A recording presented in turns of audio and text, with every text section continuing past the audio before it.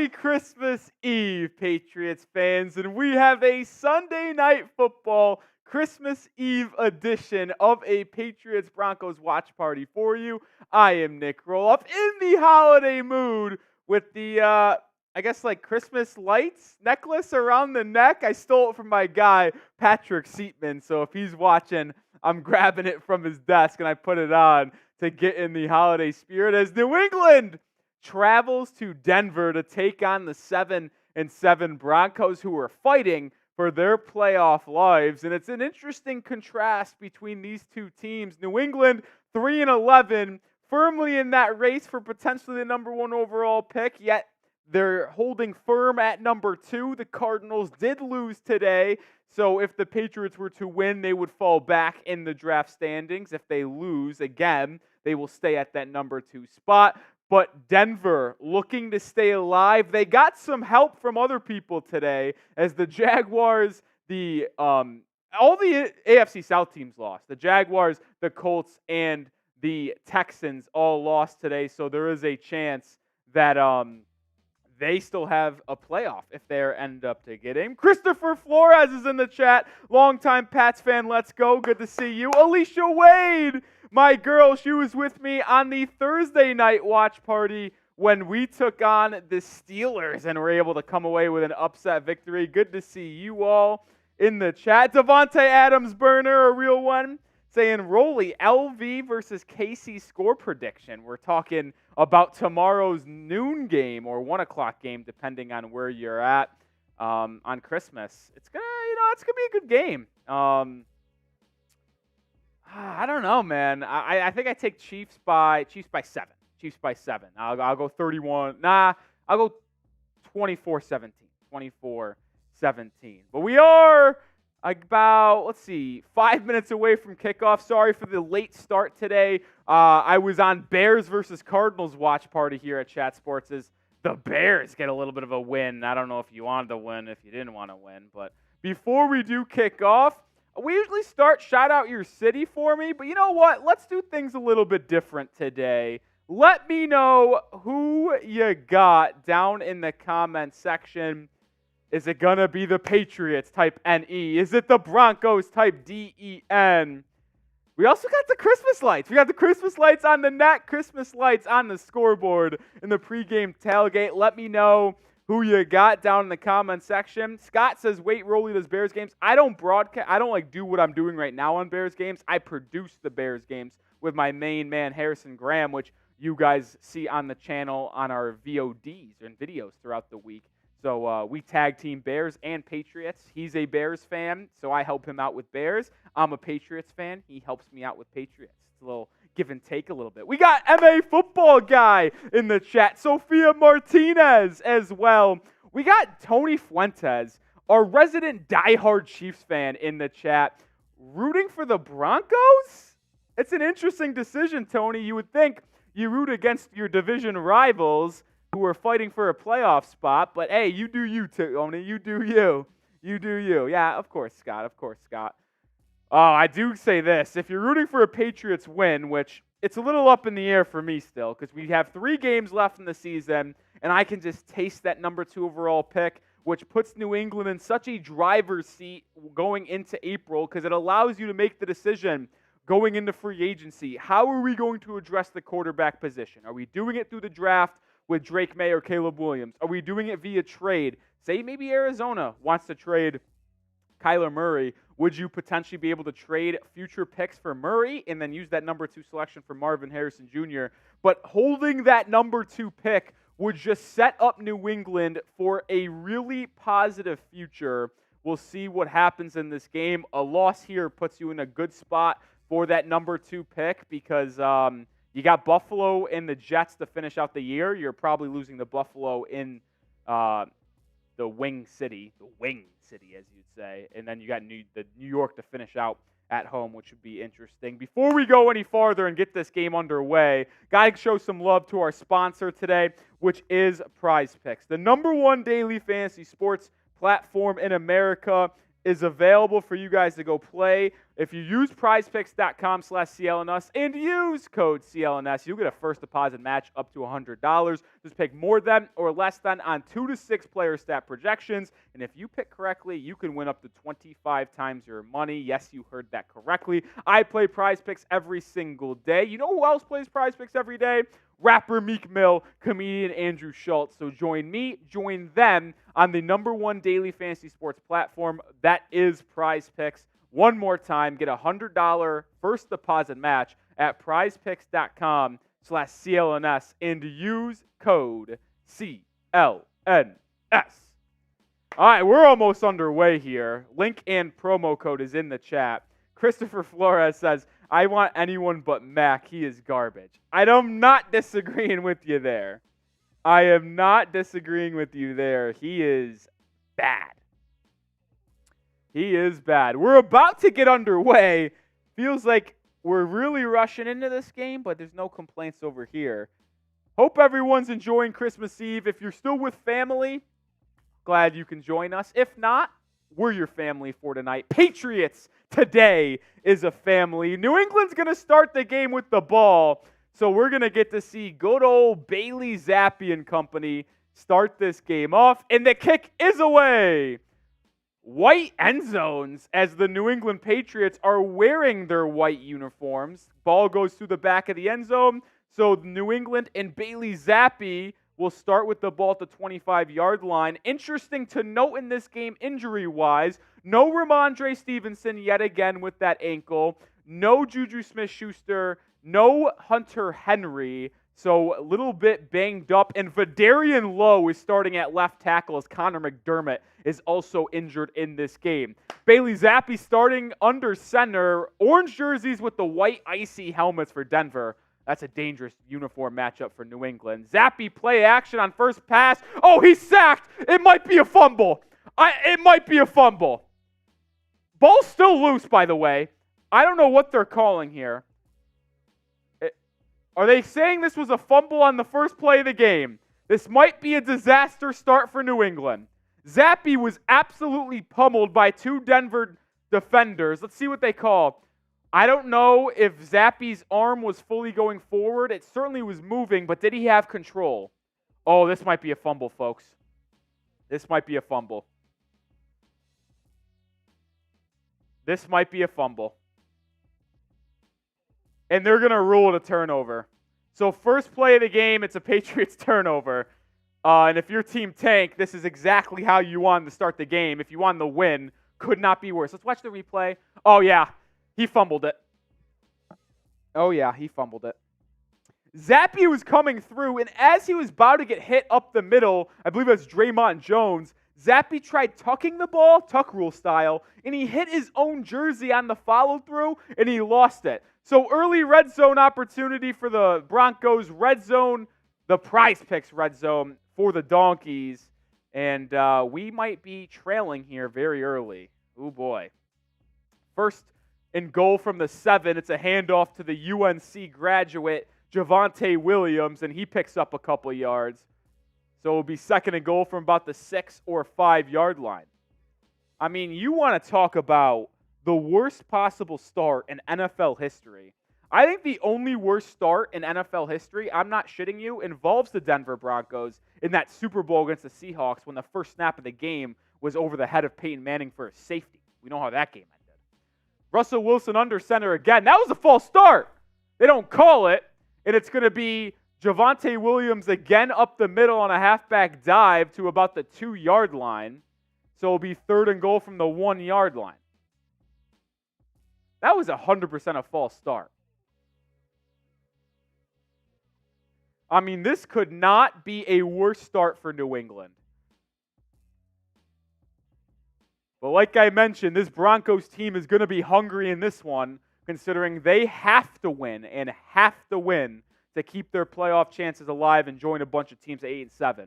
2 yard line, it's Russell Wilson in the I formation. It's a goal line set for Denver.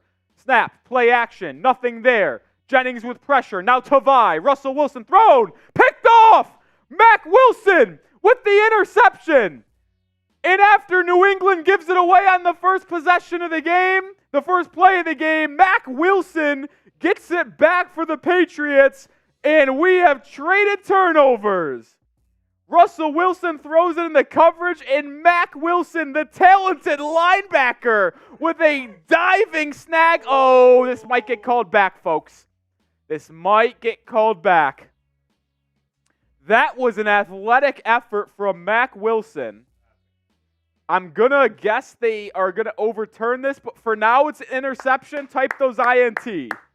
Type those INTs for now. We're going to take the victories as we get them because it's ruled an interception right now. The referees just came together and ruled an incomplete pass. All right, well, it is still 4th down at least. So, unfortunately, I got your guys' hopes up for not much there. But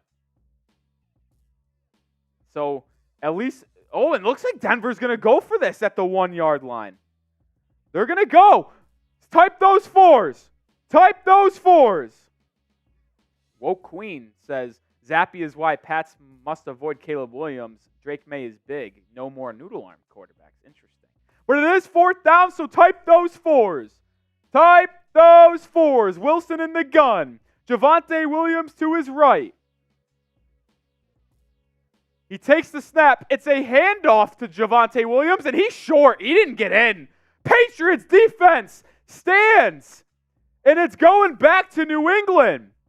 The Broncos force a turnover on the first play of the game. They start with the ball at the New England 6-yard line, yet they can't score it, and it goes back to New England. What a play by the defense. Type your defense if you're rooting for the Patriots and are hyped about that stop. Type those defenses, baby. Wow, what a stop to start this game. This has certainly been an interesting start to a ball game. Nicholas Clover spamming those defense. My goodness. My goodness. Can you believe that? Woo! You couldn't have scripted a more wild start in this one. A fumble on the first play of the game, which gives the Broncos the ball at the 7-yard line. An interception on 3rd down by New England that gets taken away because it was ruled incomplete. And then on 4th down, they get a stop short of the goal line, and New England takes it over at their own 1. Now, I will say this. New England is not out of the woods because it would not shock me one bit if they ended up getting a loss of 2 yards here and it ended up being a safety. I don't want to speak it into existence, but it is certainly possible. It is certainly possible. Well, now that we have a break in the action and we can calm ourselves and take a deep breath, if you will, I want to let everyone know of today's super chat menu.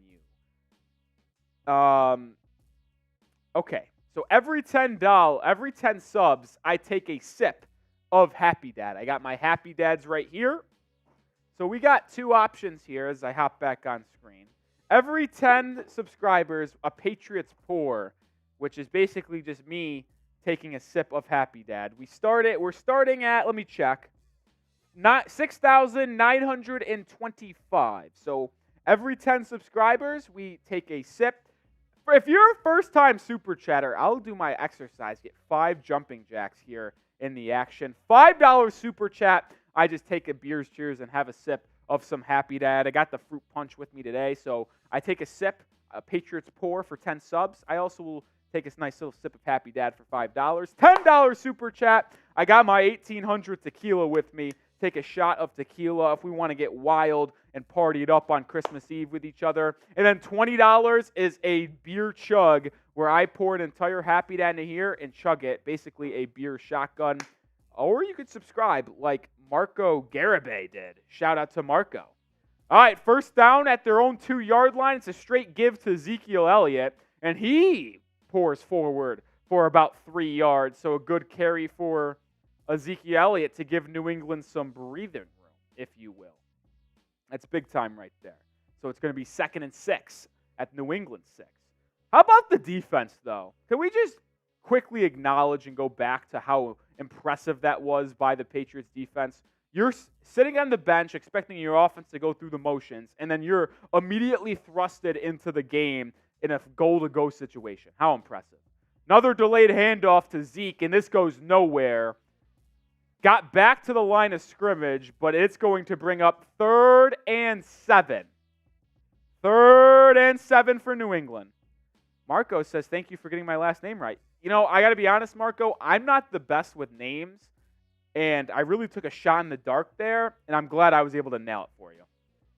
I'm glad since you subscribed and you are going to stick with me here at Patriots Today that I got your name right. That makes me happy. SRB saying, wow, they're playing to win. Every team's going to play to win. 3rd and 7, money down.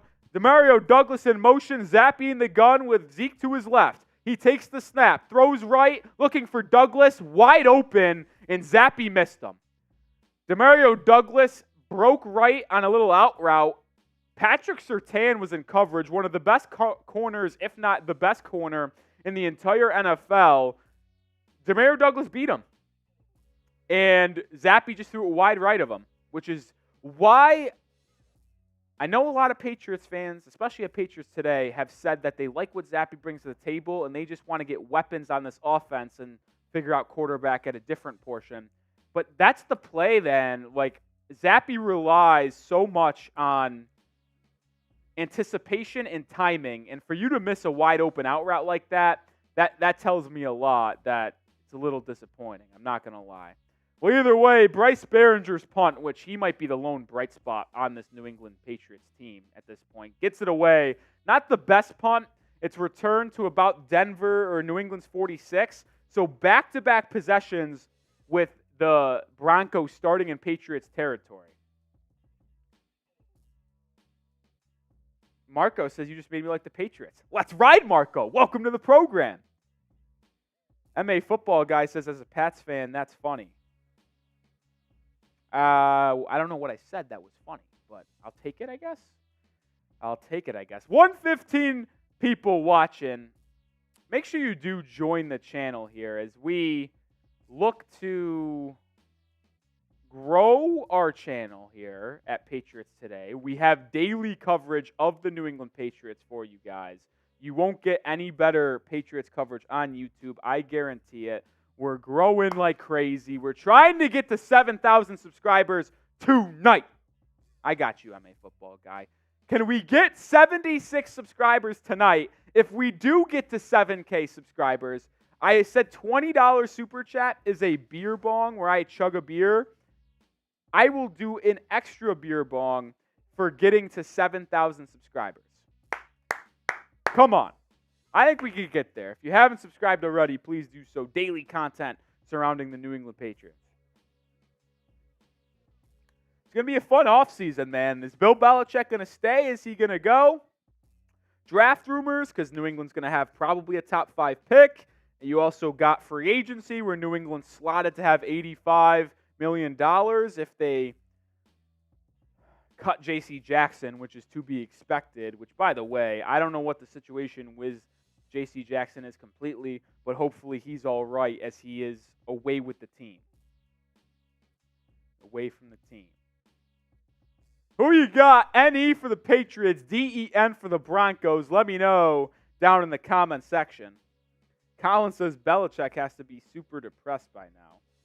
Tell you what, Belichick, I appreciate everything he's done for New England, and what he's done over the past 24 seasons has been probably never going to be happening again. I mean, 6 Super Bowls in a 24-year span is just absolutely ridiculous. At one point, it was 6 Super Bowls in 21 years. So, I mean, think about how good he's been in New England, and I appreciate everything. But, like, we've said it on some of our videos throughout the week. Sometimes you can't live in the past, and you got to move on with the future. And I don't know if Belichick is the best thing for this Patriots team's future. That's a different conversation for a different day. But we'll start with a halfback toss by Russell Wilson, Jamel McLaughlin, I believe is his first name. But it is McLaughlin on the toss for about 5 yards. So it'll be 2nd and 5 at the New England 41. McGlinchey, I mean, the offensive talent for Denver is there. Jerry Jeudy, Cortland Sutton on the outside. That's going to be something that we have to keep our eye on this game, as they've got 2 good corners, and the other boundary corner to Jonathan Jones is Sean Wade tonight. Second down handoff to Javonte Williams goes absolutely nowhere. Devon Godshaw with a big-time hit at the line of scrimmage, and it's going to bring up third down. Type those threes. Come on, baby. Come on. Let's get a stop. Let's get a stop. 3rd and 6. Russell Wilson in the shotgun. He takes it. Looking deep. Fires deep. Looking for Sutton. Incomplete. Miles Bryant on the coverage. And New England forces another stop. And this defense that has been balling all year long continues to play its game. New England's defense has been a top 10 unit all year long without debate. Incredible stuff by the Patriots defense. Type those fours. And now the Broncos are going to punt it right back to New England. It's a little bit of a rock fight early on, even though the Broncos have had crazy good field position. Miles Bryant fields the punt at the 10 and brings it back to the 15. So that's where Bailey Zappe and company will take over for their 3rd offensive series of the game. 10:15 to go in the first.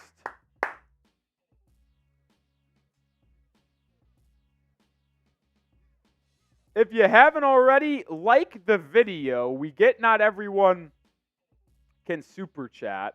But if you want the Patriots to win, like the video. We have 101 people watching, only 19 likes. That is unacceptable. Let's get the 50 likes. Let's get that 50% like mark. If you want the Patriots to win, like the video. If you love the New England Patriots, like the video. If this should be the permanent logo for the New England Patriots, like the video. I like the little head guy here. I'm trying to point, but I can't even reach that far. But there will be nothing that beats Pat the Patriot. If you want New England to win this game, or you just love the Patriots in general like I do, hit that like button. When we get to 50 likes, I'll take a free shot at tequila. We're 25 away. Hit that like button. Come on. Come on. Free content on Christmas Eve. I'm spending my holidays away from my family, so to hang out with you guys watching the Patriots take on the Broncos on a good old Sunday night game. Come on, like the video for me. I can't even comment on how wild of a start this game has been, right? First snap offensively for New England. Bailey Zappe gets sack fumbled. Broncos take over at the 7-yard line. They can't punch in the end zone, and they can't get it in on 4th and 1 or 4th and 2 on 4th and goal. So New England takes over. They immediately punt it back to Denver, who they go 3 and out. This has just been an unbelievable game, man. Unbelievable start to the game. 30 likes, 20 away from 50. Come on, like the video. Come on, hit that like button for me. Hit that like button. We should be able to get the 50 likes, no issue, with 125 people watching. Jeremy says, take a shot anyways, lol. I might have to if I have to continue to watch Bailey Zappe throw the ball. But I set standards here at the Patriots Today. I ain't going to just throw my body around on the line for nothing. 19 likes away. I'm taking one at 50. It's free content. Best way to show your support is super chatting and subscribing. But if you can't super chat, another way to do that takes no time out of your day and is completely free, hitting that like button. Also helps push the stream out to more Patriots fans so we can create a better atmosphere. All right, here we go. New England taking over at the 15. Kevin Harris is the back to the right. Appreciate that, Alicia. Demario Douglas in motion. He'll be in the slot. Got Jalen Reagor out wide. It's a delayed handoff to Kevin Harris, and he trumbles forward for about 6 yards. It'll be 2nd and 4. It's a good run for Kevin Harris, who showed some nice things against Kansas City last week. Even ran in a touchdown. He looked better than Ezekiel Elliott last Sunday.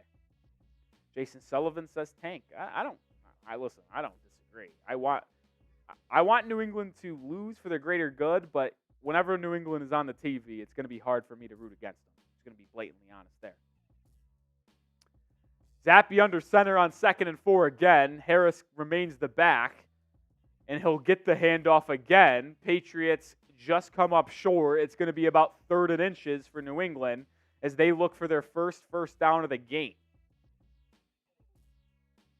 Zappe this season, not known for throwing deep, under 10 yards, 90 attempts, 10 to 20, 18 attempts, 20 plus, only 15. So not airing it out deep often. It's 3rd and 1. I expect the Patriots to maybe look to run this ball again to try to get that 1 yard. Demario Douglas in motion. It's Zappe in the gun. It's a handoff straight to Kevin Harris, and he didn't get it.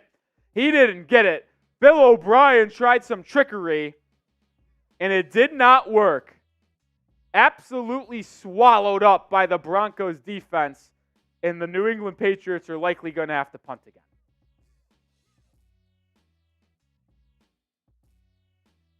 Oh boy, the rock fight on offense continues. Bryce Behringer, who's actually the leading vote getter, if you didn't know this, for the Pro Bowl AFC punter position. The rookie out of Michigan State has been one of the lone bright spots for New England this year. He'll be called on for his second punt of the night. Gets it away. First one wasn't the best punt. This one much better as the Broncos returner fields it at the 25. Returns. Oh, he's got room. This might be housed, boys. He's got room to run. Across the 40, the 30. Knocked out by Bryce Behringer at the 25-yard line. And this rough start for New England only gets more rough. Let's just rattle off real quick the starting field position for the Denver Broncos so far in this game. Their first possession, the 7-yard line of New England. Didn't score. Second possession, the 46-yard line of New England. Punted away after a 3-and-out. And the Broncos' third possession of the game is going to start at the New England 25-yard line. They've started in Patriots territory all 3 possessions. Somehow they haven't scored yet. But assuming they don't turn it over here, they'll have a good chance to score again. All right, defense is going to have to make a stand. Russell Wilson with 2 people to his side. Now motions them out. It's 5 wide for Denver. Patriots showing a 4-man pressure. They only bring 4. Wilson back to pass. Looks left. Finds McLaughlin. McLaughlin makes a man miss and picks up 9 yards. Sean Wade on the tackle. It's a gain of 9 for McLaughlin to start this game. Or start this drive, I should say. Paul is in the building saying, I would rather have the Pats win than Denver, even though I don't have a dog in this fight. Jorge Rubio says, the last 0-0 game was November 7th. I don't think it's going to be 0-0, especially with the Broncos here. Their average starting field position is New England's 26. That's not okay. Russell Wilson, I formation, hands it off to McLaughlin. No, it's Javonte Williams for 4 yards, and it's a first down for the Broncos into the Prize Picks red zone for the second time of the night, and it's only 7 minutes into this ball game.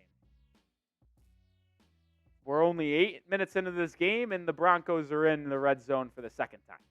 They didn't score the first time, though, so that's something. That's something. This Patriots defense has stood tall already. Can they do it again? Wilson under center. It's cold in Denver. You can see the players' breaths. I formation. It's a toss to the left to Javonte Williams. He has room to run. Javonte with a gain of 7, and it's going to bring up 2nd and 3 as that gets to the New England 7-yard line. Jorge said 0-0 in the modern day would be historic. I agree, and I almost think it would be fun. People might get bored, but I tell you what, when you were watching that Vikings-Raiders games a couple weeks back and it was 0-0 late in the 4th, people were getting juiced for that game hoping it would end 0-0. Williams has 6 carries for 13 yards. New England, the best rush defense in the entire NFL. They've been fantastic there. I formation again. It's play action for Wilson. Throws it right. Has a man. It's caught. It's going to be a first down for Denver. Jalen Mills makes the tackle. It's going to be 1st and goal for the Broncos at the 4-yard line. The 3 or 4-yard line. Russell Wilson floated it right above Keon White, the second-round pick out of Georgia Tech, who's been really good for New England. He was in coverage that time defending the fullback, but wasn't able to get the stop there, and it's now 1st and goal for Denver.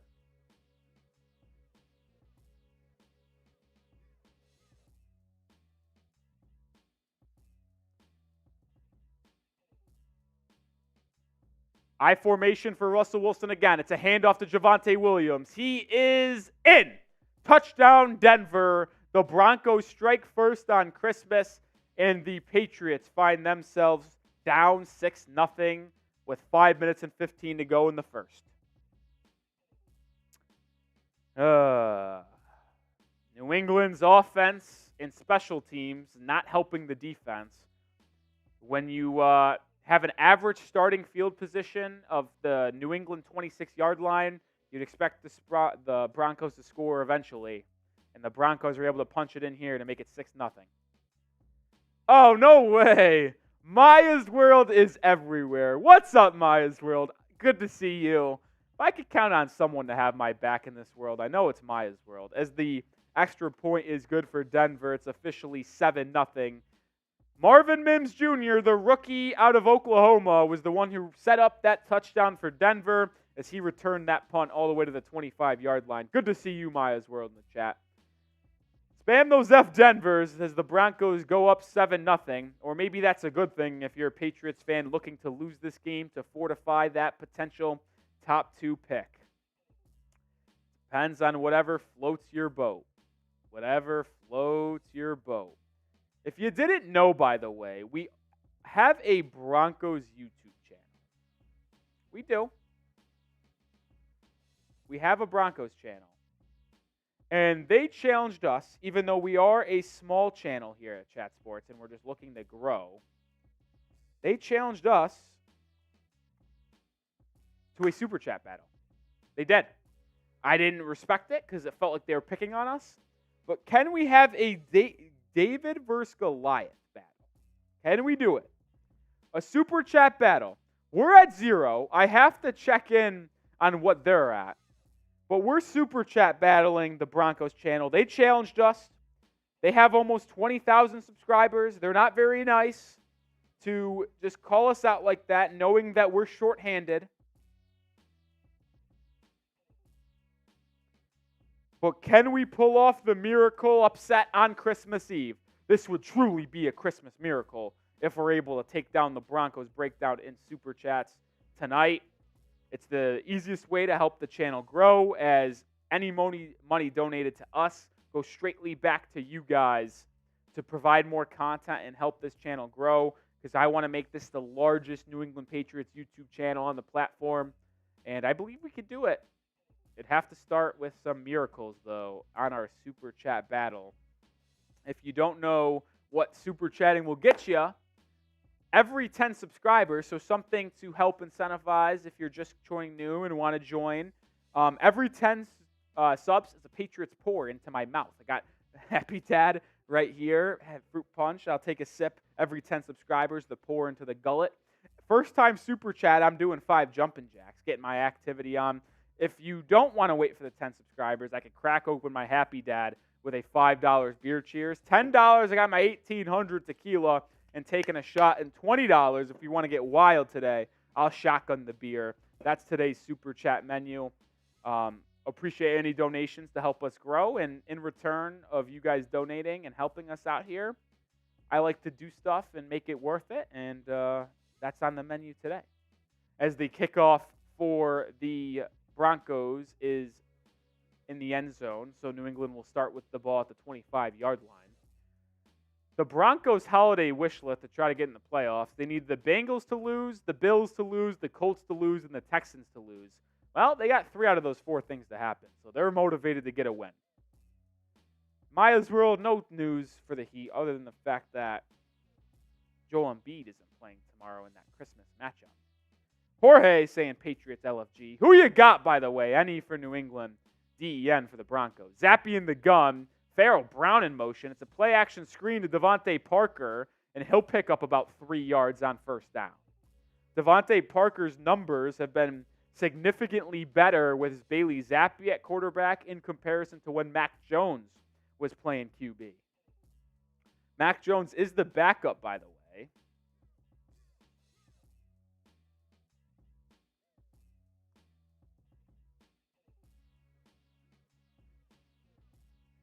Will Grier and Malik Cunningham have been signed by other teams. Zappe now 5 wide as Zeke heads into the slot. Zappe looks right, fires right, has Ezekiel Elliott, the mentioned running back, for a reception and a first down. So New England picks up their first down of the game. Type those ones. Zappe held in the pocket and delivered a dart over the middle to Ezekiel Elliott for the first down of the game. Zeke, not known for being the best pass catcher. I mean, he can do it. He's a really good pass blocker, but usually in in Dallas, they used Tony Pollard to change the pace back. They'll get it to Zeke out of the backfield again. This one's a little halfback flare screen to the left side. Zeke catches it, cuts up field for 5 yards, and it will be about 2nd and 6, 2nd and 5, depending on spot for New England now. Nicholas Clover and Jonty spamming those ones. Sophia saying Patriots are ready. Well, they better get ready because after the first 3 possessions of the game, they find themselves in quite the hole. Zappe in the gun, all shotgun. How about Kayshon Boutte at the bottom of your screen? It's a draw to Kevin Harris, and he picks up about 4 yards. It's going to be 3rd and 1 for New England, looking to stack a couple first downs and answer the Broncos touchdown from just a minute ago. It'll be 3rd and 1. Wonder what Bill O'Brien cooks up here. Will it be a carry? Will it be a pass? You didn't know, Connor McDermott out this game for New England, so Vidarian Lowe and Trent Brown splitting reps at left tackle. Lowe got the start. Trent Brown is in the game right now. It's going to be a play action for Zappe. He finds Pharaoh Brown out of the fullback position, and he catches it and picks up about 7 yards. It's a first down Patriots. Type those ones. Type those ones. New England gets the first down. Nice little action here in the I formation. New England really sold the run, and Pharaoh Brown just snuck right out into the flat to pick up the first. After not picking up 1 first down in the first 3 possessions, New England with back-to-back first downs here on the 4th possession of the ball game. They're at the 50-yard line. Zappe in the gun. Pharaoh Brown seeing a lot of playing time with Hunter Henry out tonight. Zappe looking to throw once again. Pressured, and he'll be sacked. Oh, it just absolutely collapsed inside the pocket. Cooper with the takedown for Denver. Michael Uwenu got beat on the right side. Trent Brown got beat on the left side. It was just a pocket brought down to nothing. Maya's World, nothing right now, unfortunately. No fun. No fun. No crazy fun. Well, it's going to bring up 2nd and 20 now, and Patriots offense is really not made to overcome these types of situations. It's 5 wide for Zappe. Gets the snap off at a 2nd. Looks left, fires left. He's going deep. Has a man. It's caught. It's Jalen Reagor. It's a first down for New England. Type those ones. Jalen Reagor finds the gap in the defense, and Zappe connects with them for a gain of about 25 yards. It was cover 2 zone defense for Denver on 2nd and 20, and a streak finds the little gap between the safety and corner playing the little flat coverage, and it's a first down. Type those ones. What a recognition by Zappe, and he finds the former first-round pick who's bounced around, Jalen Reagor. Zappe under center now at the Broncos 33. It's an end around for Tyquan Thornton. He's got room to run. And Thornton, the former second-round pick out of Baylor, picks up about 9 yards. There'll probably be 1 play maybe left in the quarter as there's a 1-second differential between game clock and play clock. They're at the Denver 25-yard line. Zappe under center. 2nd and 1. It's a long one, by the way. It's more like 1.5. Delayed handoff to Zeke, and Elliott finds a gap in the defense and picks up the first down. It is a first down. Type those ones as the quarter comes to a close. Patriots on the move, looking to square this game up at 7. Zappe's getting the offense rolling. Zappe's getting the offense rolling. While we do enter a TV timeout in between quarters, before we talk more about this game action, let me tell y'all about our sponsor today. That is Prize Picks, the #1 daily fantasy sports platform in North America. I play Prize Picks every single day. I actually had a selection on the Bears-Cardinals game, which was more than on both Fields and Kyler Murray's passing yards. It lost, so I'm a little devastated right now, but I'll still be playing Prize Picks tomorrow, and you should join me because it's easy and it's daily fantasy sports made fun. Just pick 2 to 6 player stat projections, more than or less than. Choose flex or power play. Power play, you have to get all of them correct. Flex play, you can afford to get one incorrect, but you'll lose out on some of the money you can win. The payout isn't as large, but it's more safe bet. You don't play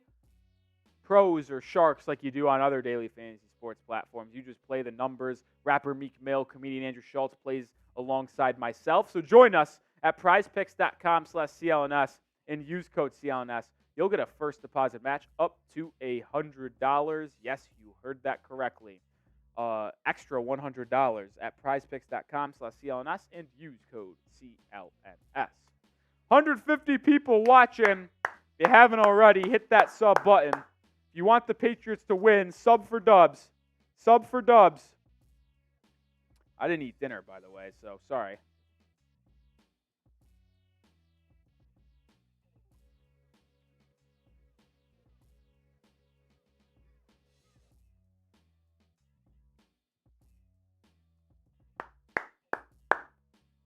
Sub for dubs, man. Well, honestly, if you don't want to sub for dubs, that's perfectly fine. But what you should subscribe for is the daily Patriots content we bring you, whether it be myself, Nic Rohloff, or Harrison Graham. We tag team the Patriots coverage here at Chad Sports, and we bring daily videos covering latest rumors, the news. And as we are getting closer to the offseason, that's when things are going to ramp up, man. Is Belichick going to stay? Is Robert Kraft going to move on? Is New England going to draft a quarterback top 2? Are they going to have a top 2 selection? And what are they doing for agency with $75+ million in cap space? First and 10 to start this second quarter. Zappe in the gun. He takes the snap, fires left, and Zeke couldn't corral it. He started in the backfield and just flared out to the left on a little kind of a wheel route, but not a full halfback wheel. And he was unable to come down with it. And if he caught it, that would have been a gain about 8 or 9, and they would have been really, really close to the red zone. They're at the 20 now, so they're almost in the red zone. They need to pick up a yard. And they're in the red zone. Zappe's under center on 2nd and 10. Let me know who you got. Demario Douglas in motion, the talented rookie out of Liberty. Zappe now takes the snap. It's a counter to Zeke. Zeke up the middle for about 4 yards. So the Patriots do enter the Prize Picks red zone. As I just mentioned them a second ago, the best daily fantasy sports platform out there, prizepicks.com/CLNS. They get a first deposit match up to $100. It's going to be 3rd and 7 at the 17-yard line.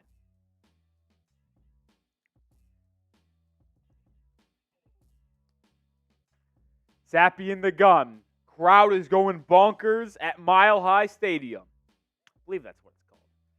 Zappe. Oh, they bring a blitz. Picked up well. Zappe finds Demario Douglas on a drag, and he is tackled short of the sticks. Good coverage by Patrick Surtain, and it looks like New England's going to have to settle for a field goal here. Chad Ryland, the rookie, who has had his struggles, will come out to kick a pretty short field goal. It'll be about 14 plus 18, 32 yards. 33 yards. Can Ryland get on track for New England? From the right hash, snap good, kick up, and good. It is 7-3 New England. Type those NEs for getting on the board with 3. Sammy Weddle saying go Broncos. We got a Broncos fan in the chat. After a fumble, a 3-and-out, and a 3-and-out on the first 3 possessions of the game, I'd say that's a pretty good start to getting things back on track for New England. Decent drive there, 13 plays, 61 yards, 6 minutes, 45 seconds, and the Patriots get on the board for the first time tonight to make it a 7-3 game. Make it a 7-3 ball game. 5 likes away from 50. If you haven't already, hit that like button. Free content here, free live stream. Taking time out of my holiday schedule to bring a live stream. I wanted to hang out with you guys. So show some love, like the video. We're 5 likes away from 50. And when we get to 50 likes, I said I'll take a shot of tequila, which is normally a $10 super chat, but I'll do it for fun when we hit 50 likes. 3 away. 3 away. I already poured the shot. Now who's going to get us over that mark? 2 away. Who's going to do it? Who's going to do it?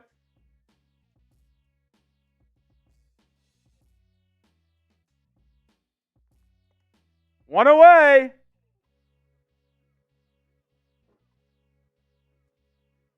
Who's going to get us to the 50th like? Who's going to be the 50th like? Who's going to be the 50th like? Who's going to be the 50th like? No, we lost a like somehow. I don't know why you'd unlike. Shame. Shame. Now we got that like back. But let me know down in the comment section, how was your Christmas Eve? Was it good? Let me know. Let me know what you guys were doing for Christmas Eve today. Spend time with family, watching football, just chilling by yourself, going to see people tomorrow. Also, what do you want for Christmas? What do you want Santa to leave you guys overnight, and when you wake up that you see it underneath the tree? Got the 55 likes. Shout out to you guys.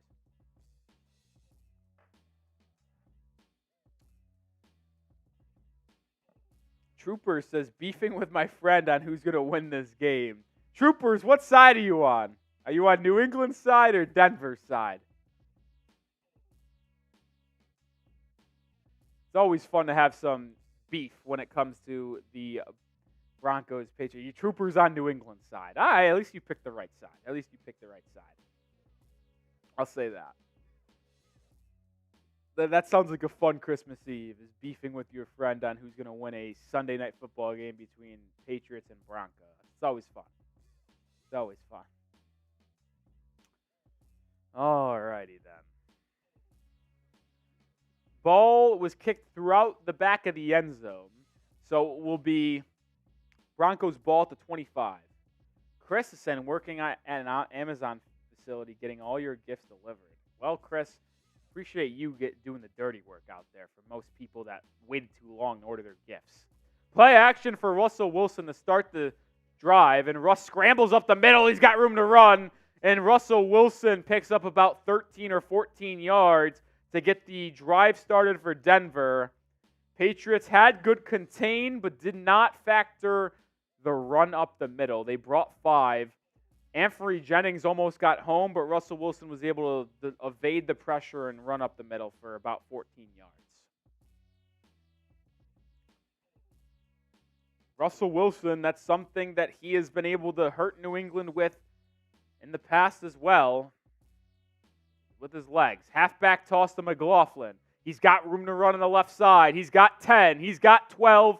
And he finishes with a 13-yard run. So back-to-back carries for the Broncos go for 10-plus yards, and they're already driving, and they're at midfield. New England, one of the best rushing defenses in the in the NFL, gashed here early on this drive. They are at midfield. It's a snap in the shotgun for Russ. He drops it off to McLaughlin, and the running back out of the backfield picks up about 13 yards. So that is 3 straight plays going for 10-plus yards, and the Broncos are humming here on this drive as they cross over to the Patriots' 37-yard line. McLaughlin, one of the better pass-catching running backs in the NFL. He's got 2 receptions for 19 yards already.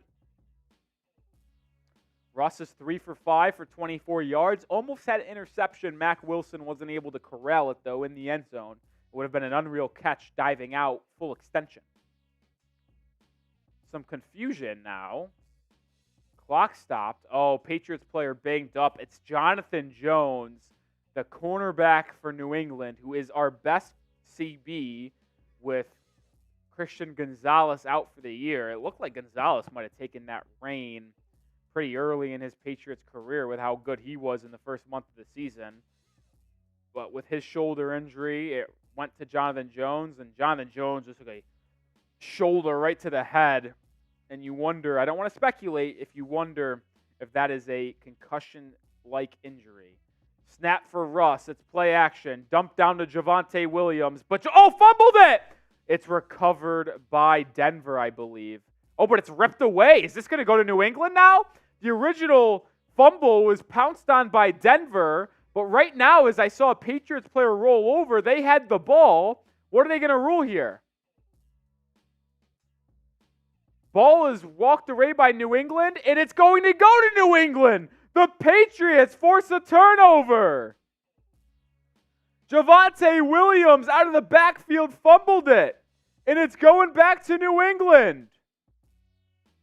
That's Farms making the play, grabbing the ball. Let's go. Patriots get the turnover. Type that defense. The Patriots get the stop. Spam it down below.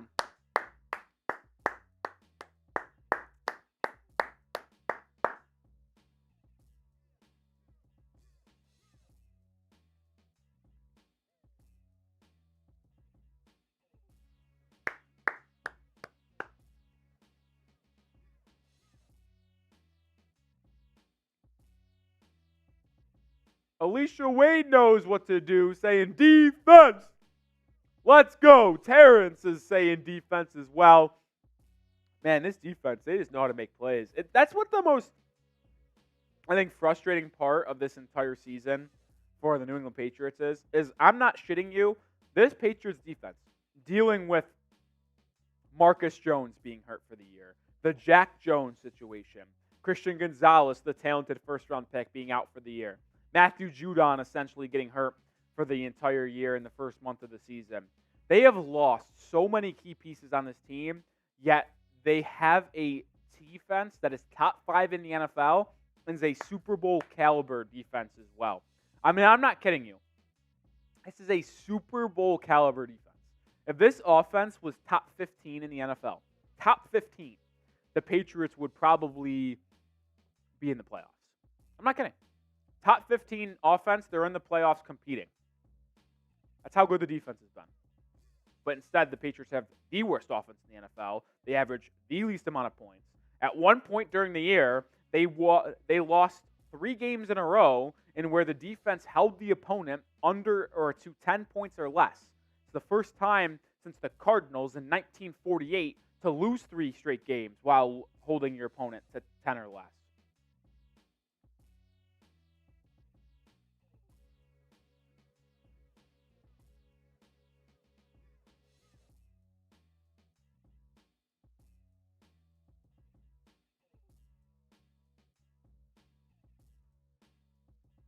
So what's interesting is like the offensive lineman Ben Powers actually recovered the fumble, but Farms literally just took it from him while he already had it and ripped it away.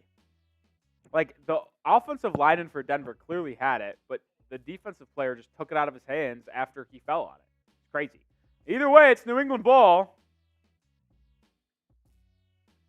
Zappe in the gun, looks right, fires right. It's Devontae Parker on a little stick route for 5 yards, and that's how the drive starts for New England.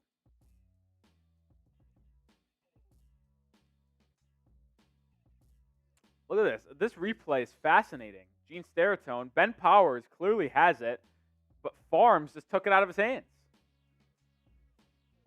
Trooper says Patriots better win. My dignity is on the line.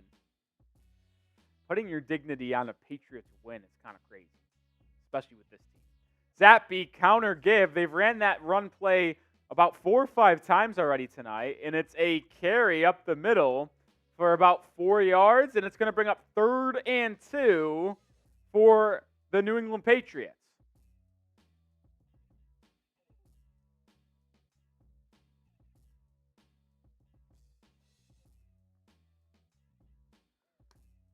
Each team has already turned the ball over once, both fumbles.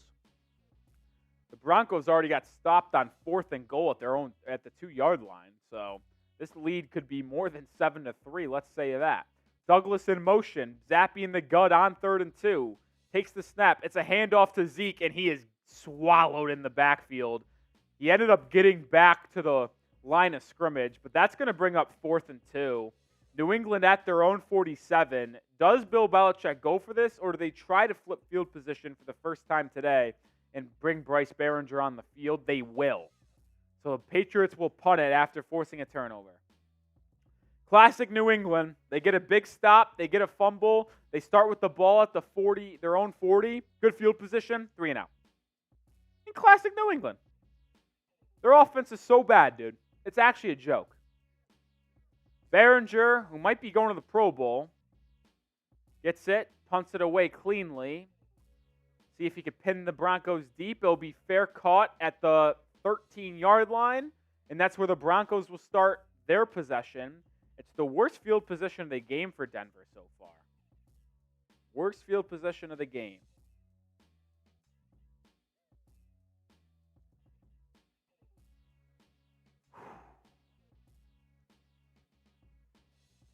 $157 people watching. Appreciate everyone joining me on Patriots Today for a Patriots watch party on Christmas Eve. Hope everyone's having a good holidays. If you haven't subscribed already, please do so. Trying to grow the channel. We're trying to hit 7,000 subscribers tonight. If we hit 7,000 subscribers, I will shotgun a beer. Yes, you heard that correctly. I got these happy dads right next to me. 70 away. I've also picked up 5 subscribers on the live stream tonight, which means we're 5 away from a Patriots pour, which I'll open this and be able to take a sip.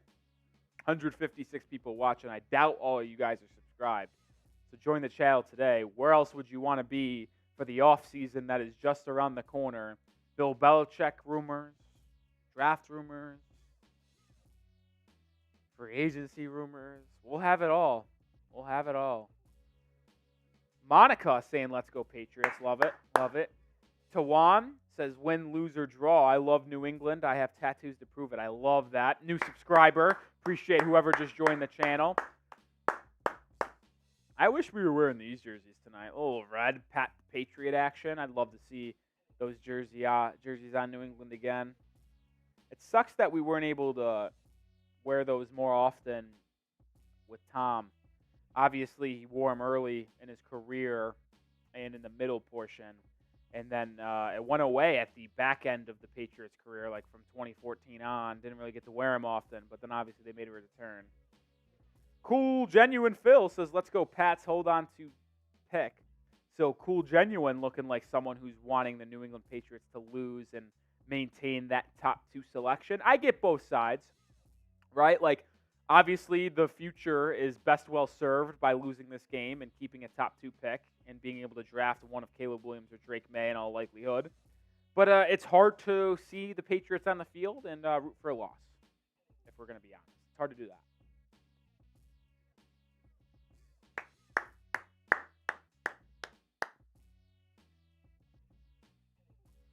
Shout out to Monica. New to the channel, I just subscribed. Appreciate you, Monica. Promise you won't regret it. Promise you won't regret it. Oh, boy. Didn't see that coming. First down for Denver. It's a handoff, and Keion White blows it up in the backfield. It's going to be a loss of 1 for Denver. That's the type of play that just makes you think that Keion White can be special for the Patriots, man. Really good defender. Georgia Tech edge. It was a little bit of a head-scratching pick in my mind when they made it back in April, but he has been phenomenal. took Gonzalez in the first round. Obviously, we needed offensive talent, so they went back-to-back defense. They actually went defense with Marte Mapu in the third round. More on that in a second, but it's a flare screen to Denzel Mims, and he picks up 9 yards. It's going to be 3rd and 1 for the Broncos. So type those threes. Get the threes in the chat. But like back in the draft, this defense obviously has been phenomenal thanks to some of those additions. Not really, because Gonzalez has been out for the year, but like everyone knew they needed more offensive talent to go defense, and then special teams in the 4th round. It's a little head scratching, but listen, Mapu, White, and Gonzalez all look pretty decent, so I can't really complain. Wilson in the gun, and it's going to be a QB sneak. He's stuffed! Oh, second effort might have got the first down.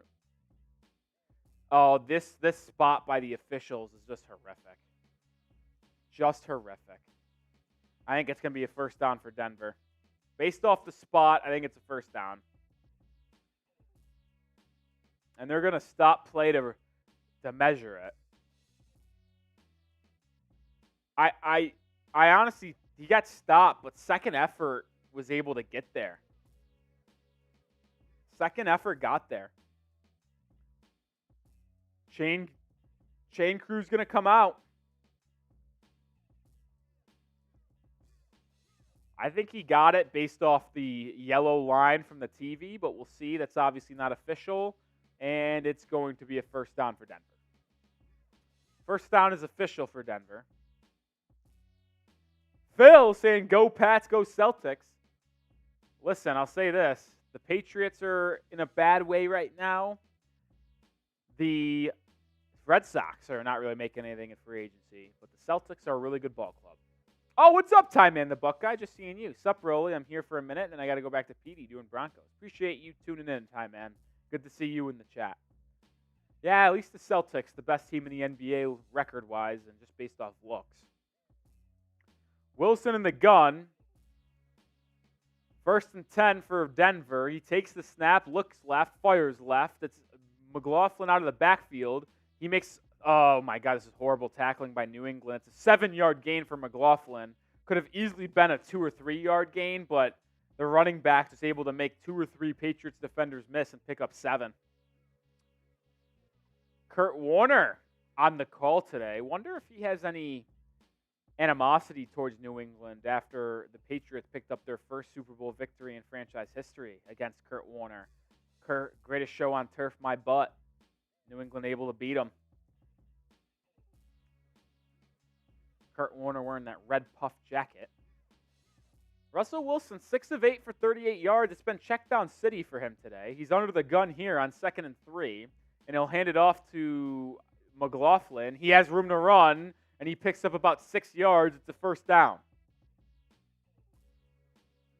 It's a first down for Denver. You wonder if Javonte Williams is going to be benched after he just had that fumble last possession. Sean Payton, not really a nonsense type of guy.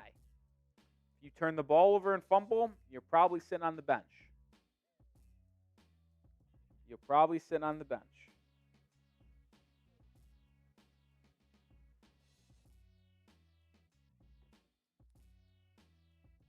Russ, shotgun this time. 6 minutes to go in the first half.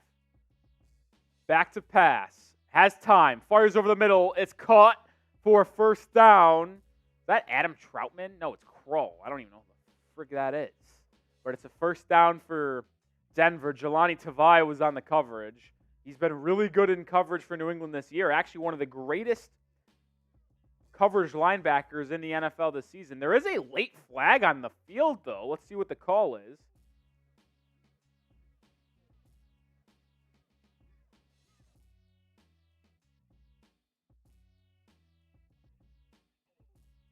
So it's actually a unnecessary roughness foul on Denver. Menhertz called for it. Comes after the play, I assume, which means it's going to be a first down for Denver, and then they just move back 15 yards. So it's still going to be 1st and 10. It's just like they actually lost 5 yards on that play, if that makes sense. So they get a new set of downs on 1st and 10, but they lost 5 yards from where they previously just were, I think. Or is it 1st and 25? I don't know how that works, if I'm going to be honest.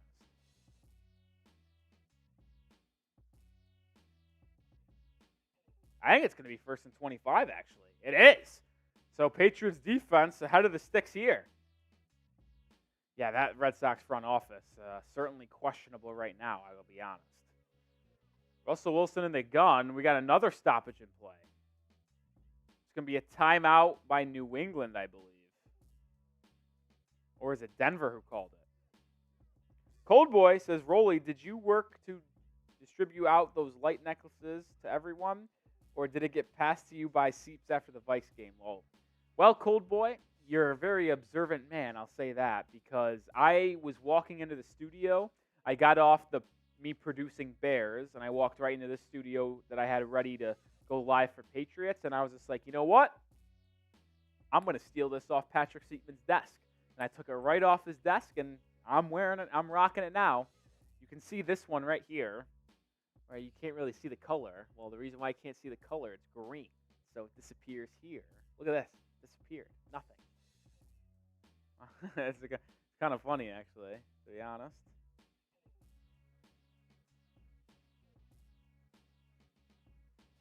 Yeah, I stole it from Seeps' desks. Don't tell him, Cold Boy. Don't tell him. Belichick is furious about something. I don't know about what. Phil and MA Football Guy, do you guys know each other? Looks like you guys are having some nice conversations in the comment section. You guys know each other? Cold Boy cracked me up. All right, it is 1st and 25 still. Oh, Jelani Tavai blitzed inside, but Javonte Williams gets the carry and gets most of the penalty yardage back. So now almost a loss of big-time yards, but a 9-yard gain for Denver makes it 2nd and 16. And now this is a set of downs where it's potentially manageable. MA Football says, not in person, Rolly, just from Pat's chat. Dope. That is dope. Love to see that, man. Love to see it. And now we have another timeout. What is this? Bunch of stoppages here. Bunch of stoppages. Who you got? 153 people watching. Get your votes down in the comment section. NE for the Patriots, DEN for the Broncos. It's been a low-scoring football game thus far. Even though the Broncos have had a lot of chances to get in the end zone, they just haven't been able to do so. Cool Genuine says, still tanking for MHJ and QB. I'm generally curious. Let me ask the Patriots fans in the comment section. Draft is tomorrow. Patriots hold the number 2 pick. Do you want to take Marvin Harrison Jr. or are you taking Drake May, assuming Caleb Williams goes 1? I'm a Drake May guy. I know Marvin Harrison Jr. is the best player in the class, regardless of position, assuming he comes out. But I'm a Drake May guy. Dude's 6'4", 6'5". He's talented as hell. Screen for Denver. It's McLaughlin with the catch. He picks up 4 yards. It's going to be 3rd and 12 for the Broncos. I mean, sure, Drake May's not perfect, but he is just so toolsy, 6'4", 6'5", rocket arm, great mobility, can throw over the middle of the field with great velocity. It's just something New England hasn't had in a long time, man. And I mean, Brady's obviously the GOAT, but like, if you just think about physical traits, Drake May has more physical traits than Tom Brady. Drake May has a stronger arm. He's obviously faster. It's just interesting to see, man. Russ in the gun. Stripped! He's sacked! It's a fumble, but he recovers it. It's Mac Wilson, who has just been all over the field today with the strip sack on Russ, and Russ was able to fall on top of it. But how about Mac Wilson getting on the right edge, reaching out, and getting the ball loose?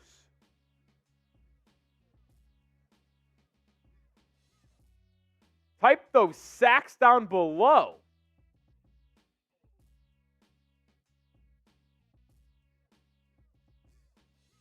Logan thinks MHJ goes back to college. I tell you what, that would certainly throw a wrench in the top of this draft class.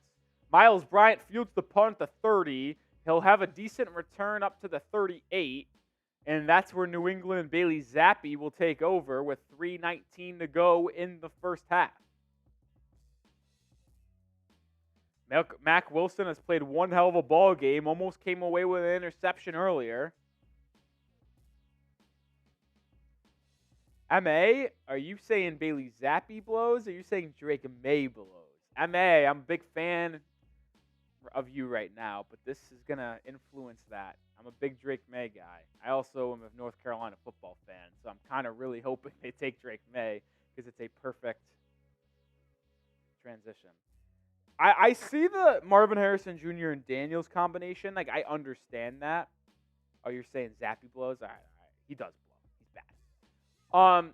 But the problem is that Jaden Daniels, if you're doing mock drafts a month ago, 2 months ago, the MHJ and Daniels combination would have worked. Problem is that Jaden Daniels has pretty much fully cemented himself as QB3 in this draft class and will absolutely be a top 10 pick. I expect Caleb Williams and Drake May to go 1-2. To be honest, I do. I know how good Marvin Harrison Jr. is, but when you talk about quarterbacks and assuming they have a good combine, which everyone expects, and they meet with quarterbacks or they meet with teams and do well, I expect them to be a top 1-2. And then Jane Daniels will probably go anywhere between 4 and 10. So I don't really think the MHJ Daniels combination is possible. If you wanted to do a second-round quarterback in MHJ, guys like, say Bo Nix, but I bet he goes in the first round. I think Michael Penix goes in the first round as well. I think you get 5 QBs in the first round this year. I don't like Bo Nix, by the way. I think he stinks. I think he's not that good. But I bet he goes in the late 20s. Wouldn't surprise me. I bet Penix goes anywhere between 15 and 25, at least as of right now. I get it, cool, genuine Phil, but hear me out. Obviously, the draft is after free agency. What are the Bengals going to do with T. Higgins? What if New England sent their second-round pick, which is going to be 34 maybe, to the Bengals for T. Higgins, and that's your problem solved with wide receiver 1, and then you take Drake May at 2? Your offense with Drake May, Demario Douglas, T. Higgins, and then maybe you draft another wide receiver or sign a low, like if you bring Kendrick Bourne back. What if you have T. Higgins, Kendrick Bourne, Demario Douglas with Drake May, and then an upgraded offensive line through free agency as well? Possibilities are endless with 75 plus in cap space in the top 2 pick, man. You do a lot of things. All right, Patriots ball. Their own 37. Zappe under center throws it. It's Pharaoh Brown! And it's a gain of about 18.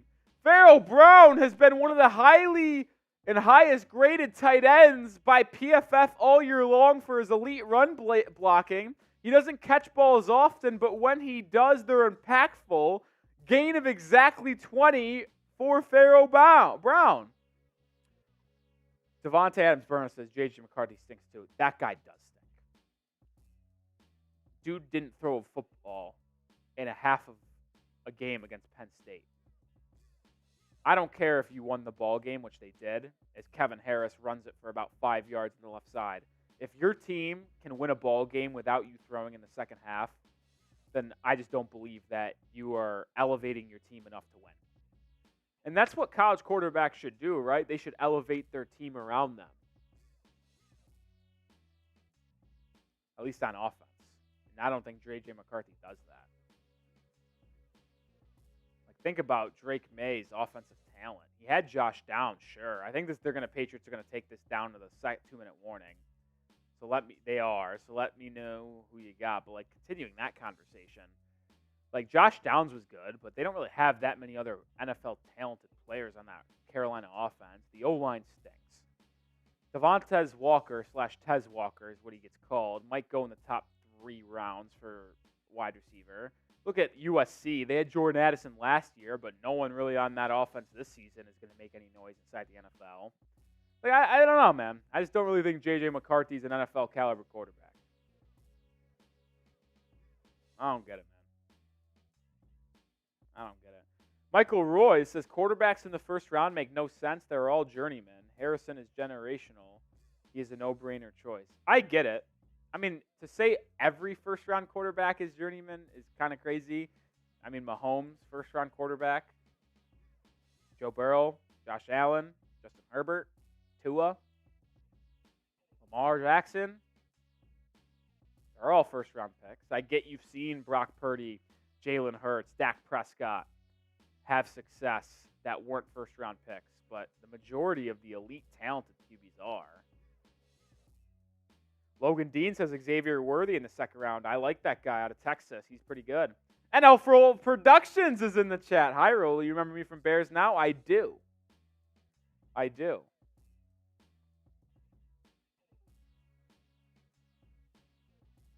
Thanks for hopping over and hanging out, NFL Productions. Good to see you in the chat. While we are at the 2-minute warning, if you haven't heard about them already, Prize Picks, the #1 daily fantasy sports platform in North America, and they're offering one heck of a deal this holiday season. If you go to prizepicks.com/CLNS and use code CLNS, you'll get a first deposit match up to $100. You can just play the numbers. You don't have to play sharks and pros who do daily fantasy sports for a living like on other platforms. You just play the numbers, and you pick 2 to 6 player stat projections. Pick more than or less than, and you can win up to 25 times your money. For example, you pick 6 player stat projections. You go 6 for 6 on a power play. That's 25 times your money. I played earlier today and lost on the Bears-Cardinals game, but, I'll be back tomorrow for some NBA action on Christmas. There's also 3 NFL games. So join me and many others on Prize Picks and use that $100 deposit match when you go to prizepicks.com/CLNS and to use code CLNS. You're basically losing money if you don't use it, if I'm going to be honest. Basically losing money. Link and promo code is in the comment section. 2nd and 6, Zappe 5 wide. It's an empty set coming out of the 2-minute warning. Zappe changing the play at the line of scrimmage, signaling to all the wide receivers. He'll take the snap, look over the middle, and finds Demario Douglas, and he is rocked. Gets up and points for that first down signal. First down, New England. That's what you like to see out of Demario Douglas, who's had a couple concussions this year, so a little nerve-wracking anytime you see him get hit hard. But he's able to get up right away and type those ones, so type them with me. First down, New England. As the Patriots look to take the lead before the half, potentially. Alicia Wade, we know she's going to get those ones in the chat. Zappe in the gun once again. Douglas has 2 catches for 16 yards. Takes the snap, looks left, now looks right. Good clean pocket, steps up, fires to Douglas once again on a crosser, and he picks up about 3 or 4. He's tackled by Singleton, linebacker. And now almost just a minute to go in this first half. Patriots are cooking with some gas. AC says, why the number spam? Because we got a first down. Devontae Marsh is not doing Knicks, but he is doing Giants. Zappe back to pass, fires left, looks for Parker, incomplete. Patrick Surtain on the coverage. It was good coverage. No flag, and it will be 3rd and 6 with 50 seconds to go in the first half. Patriots have the ball at Denver's 22, just outside the Prize Picks red zone. Parker, outstretched hands, wasn't able to get his hands on that. I hope Patriots draft Drake May or sign Cousins to fix the offensive line. True pass catchers, re-sign Bourne. Patriots be back. Listen, I'd be okay with re-signing Kendrick Bourne on a cheaper deal. And then, so what? It's tough because I actually think Demario Douglas, the rookie 6th-round wide receiver out of Liberty, could be a good slot receiver in the NFL. And especially going into his 2nd year, I'd expect him to get a little bit better. Like if Demario Douglas was your slotted in slot wide receiver and 3 guy, I'd be cool with that. You just got to get better on the perimeter. I really want T. Higgins, man.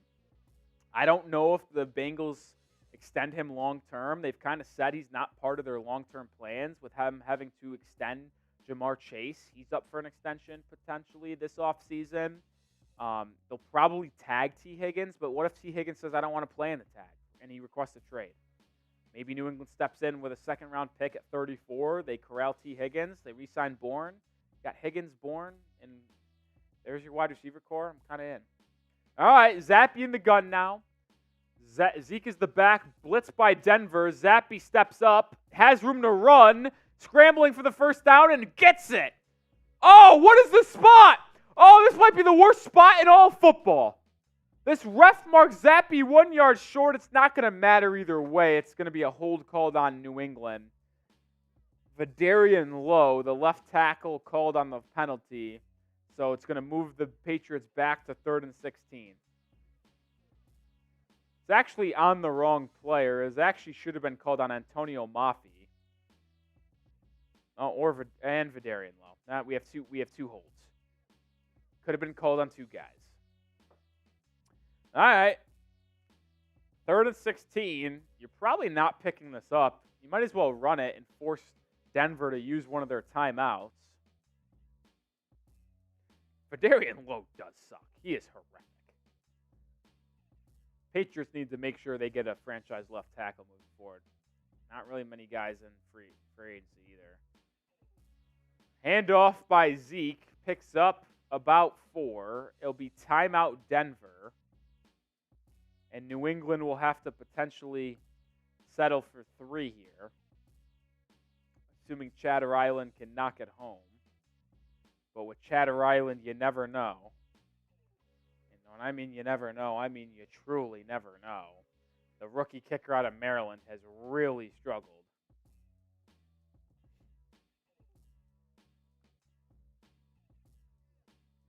We need O-linemen, we need wide receivers, we need quarterback. Those are the 3 biggest needs for New England. Offensive tackle, wide receiver, and QB.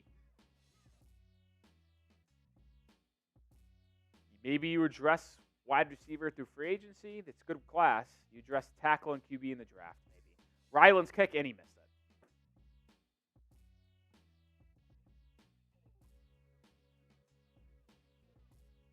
Chad Ryland, I'm not shitting you, is the worst kicker in the NFL.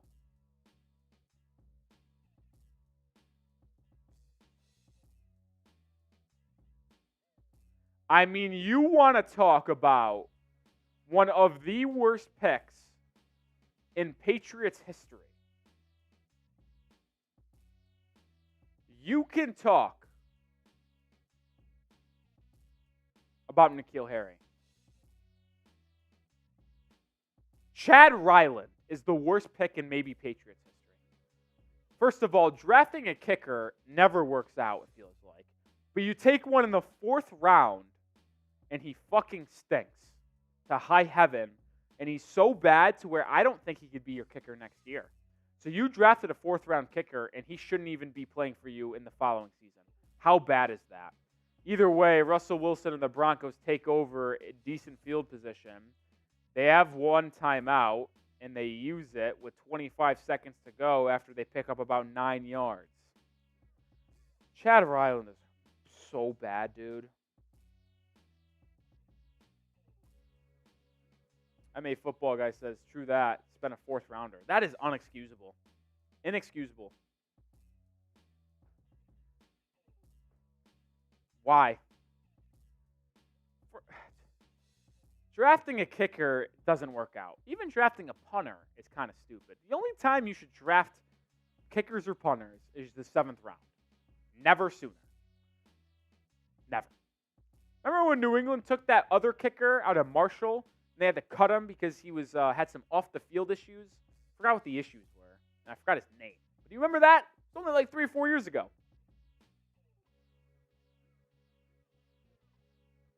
Russell Wilson in the gun takes a snap. It's 2nd and 1. They have no timeouts.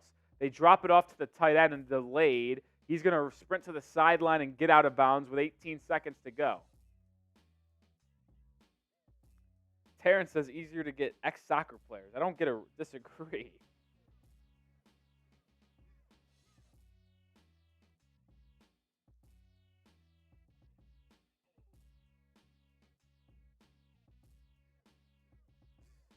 Alicia Wade says, what about Vinatieri? He was our best kicker. Undrafted free agent out of the draft. Drafting kickers rarely works out. Dropped off again the running back. He's tackled with 12 seconds to go. They're not going to have enough time to spike this, are they? 6, 5, 4, 3, 2. They do. 2 seconds remain. And now Sean Payton will bring out the field goal unit. Will Lutz. It will be a 55-yard attempt. 55-yard opportunity for the Broncos to go up by 7 to the half.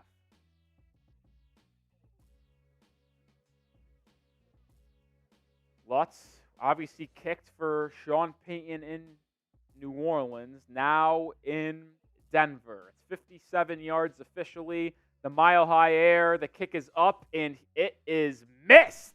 And that's how we go into the half. 2 missed kicks by both sides, and it will be 7-3 at the half between New England and Denver. New England is still in it. And type those NEs as we have a doozy on our hands.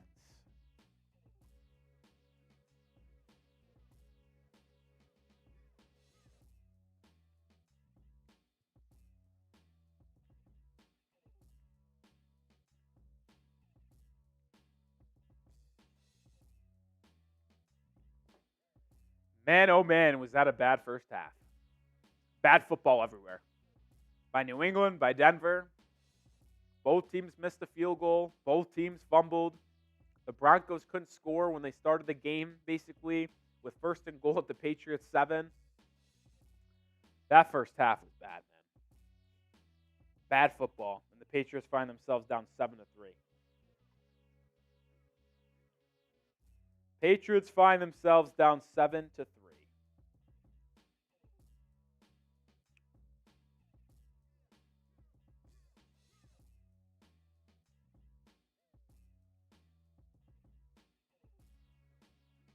I do got to go to the bathroom here, so if you give me a second, I'm going to get the scoreboard up for you guys, full screen, and then we'll be back in like 5 to 10 minutes. I just got to take a real quick bathroom once I get this set up. So stay with me here. But also let me know before I had to break what your grade was for New England that half. A, B, C, D, or F. A, B, C, D, or F. How would you grade that first half for New England? Certainly wasn't good. Certainly wasn't good.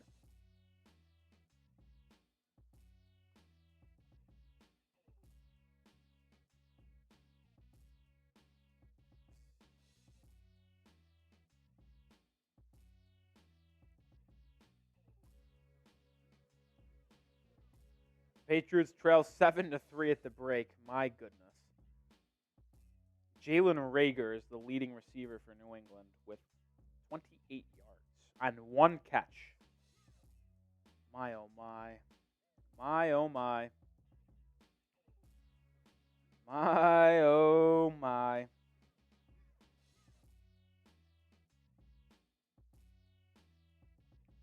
Only touchdown in the game was a Javonte Williams carry.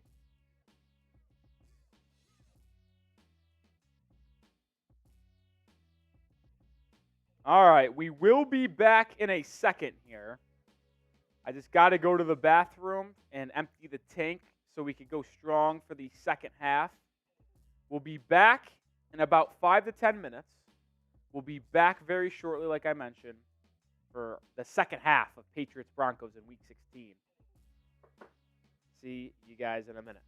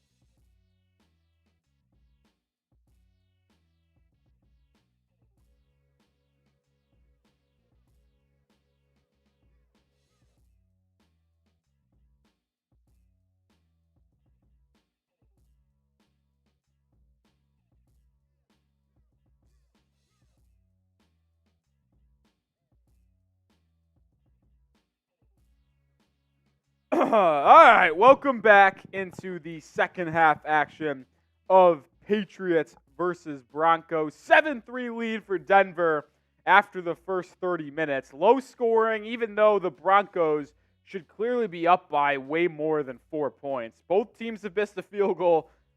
Both teams have also fumbled in this game. It is a horrific display of football if you are a football purist. Let's just say that.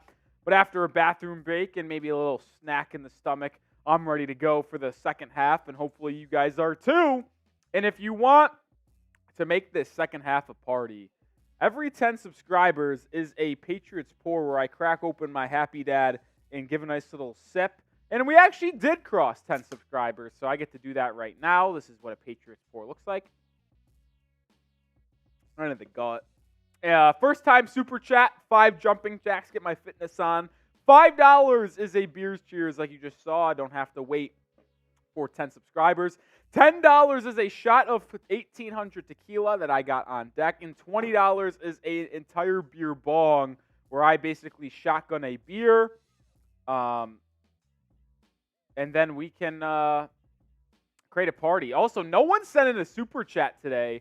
Who's going to be the one to pop the cherry on our Christmas Eve Patriots stream of between the Patriots and Broncos? Who's going to get the party started and pop that cherry as the second half kickoff is underway and it's returned by Denver to, I believe, the 24, 25-yard line, so nothing really would have changed if they kept it inside. Isaiah says, you left to go take a poop. Actually could not be further from the truth. I just went, took a quick little piss, and then had a little biscuit, which is what we had on deck here at the studio today for dinner. A little biscuit action. All right, so Denver starts with the ball. They actually return it out to the 31-yard line, so pretty good return for the Broncos. Russ in the gun, and he's sacked! It's Christian Barmore getting the party started for New England in the second half. Oh, and that fired me up! Barmore did the Judon Selly. Little Judon Selly from our guy Barmore. Paying homage to the best pass rusher / defensive player on the team. But I tell you what, Christian Barmore is right there. He has been absolutely terrific this year and has cemented himself as one of the best interior pass rushers and run defenders in the NFL. What a start for New England to start the second half. It's 2nd and 18. Russ, it's a screen pass set up for Javonte Williams, and it goes nowhere. Kyle Duggar makes the initial tackle. And that's going to bring up 3rd and 18 for the Broncos. Type those threes.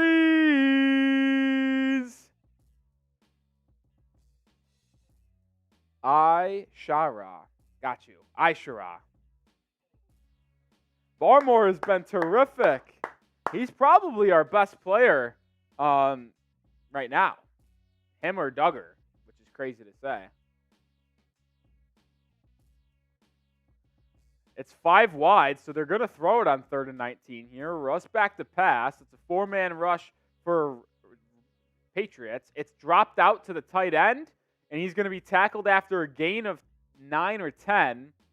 So the Patriots force a 3-and-out to start the second half, and it will go right back to Bailey Zappe in the offense, which should surprise no one, but they've done really nothing in this game.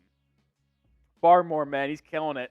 Spam those 90s for me down in the comment section for Barmore. Do it. Let's get those 90s. Get those 90s in the chat. Boot is away. It's fair caught by Bryant at the 30, so New England's going to have decent field position, and Bailey Zappe's coming out to start the second half. I got to be honest, guys. Can I be honest? I know you couldn't do it, but it would have been kind of electric if Mac Jones trotted out there to start the second half. I know you can't do it. And Mac is so mentally defeated, he probably should never play for the Patriots again, if we're going to be honest. But you cannot tell me that it wouldn't have been hilarious and electric if number 10 trotted out there to start the second half. Like, imagine the volt in Patriots fans when we saw that happen. That would be sick. Tim Johnson's talking getting Marvin Harrison Jr. and then maybe get Arch Manning in 3 years when he comes out in college. Guys, what's wrong with the quarterbacks at the top of the class now? Drake May and Caleb Williams are two terrific NFL quarterback prospects.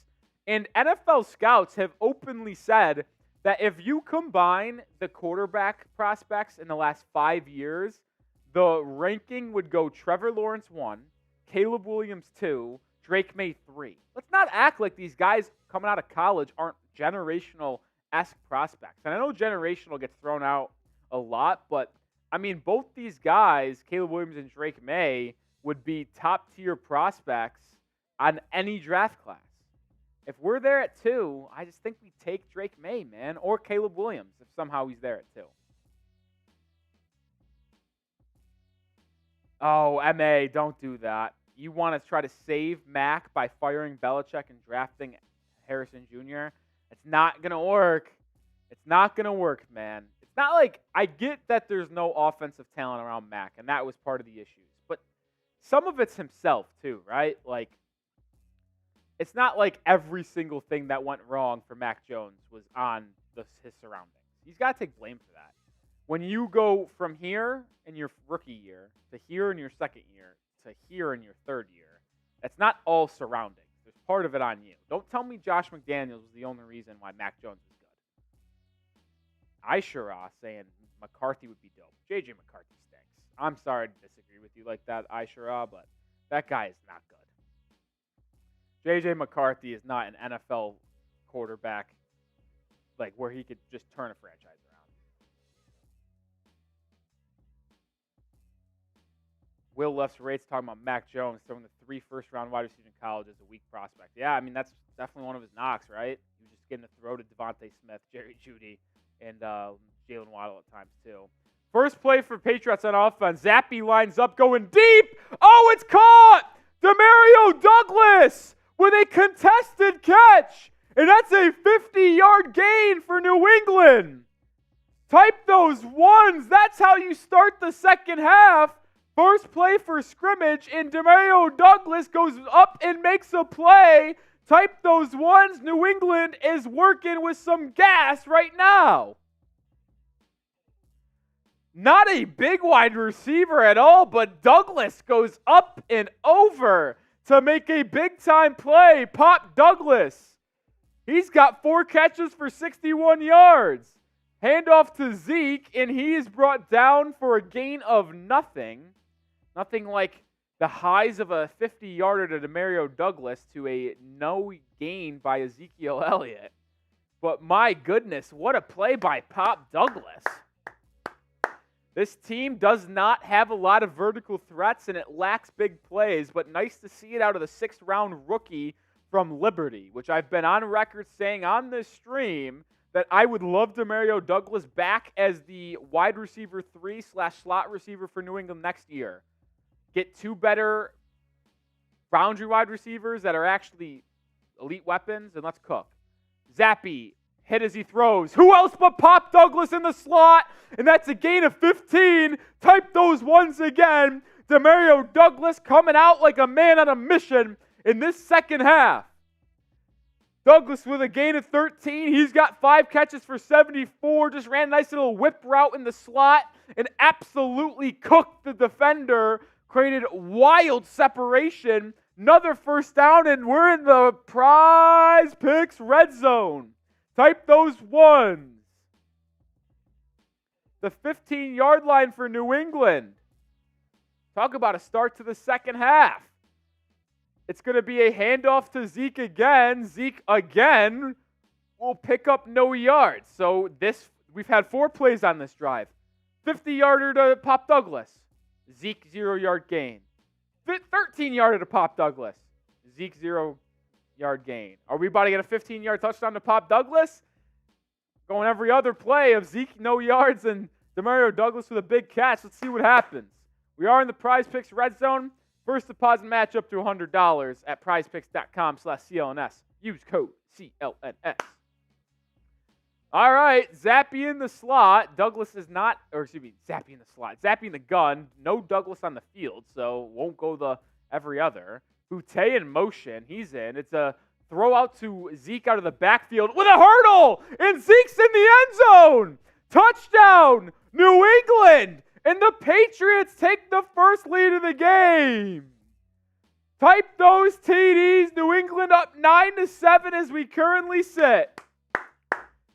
Out of the backfield, no one guarded Zeke. He catches it, hurdles a defender at the 10, and waltzes into the end zone to give New England a lead. Ezekiel Elliott turning back the clocks a little bit, and the Patriots are in front for the first time.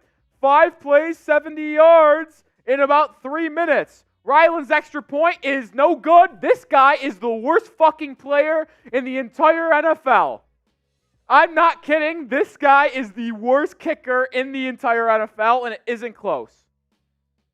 So when you combine with kickers probably being the worst players in the NFL in terms of able to do something other than kicking the ball, and then he is the worst, Chad Ryland is the worst player inside the NFL. I am convinced. I am convinced. I got to tweet this out.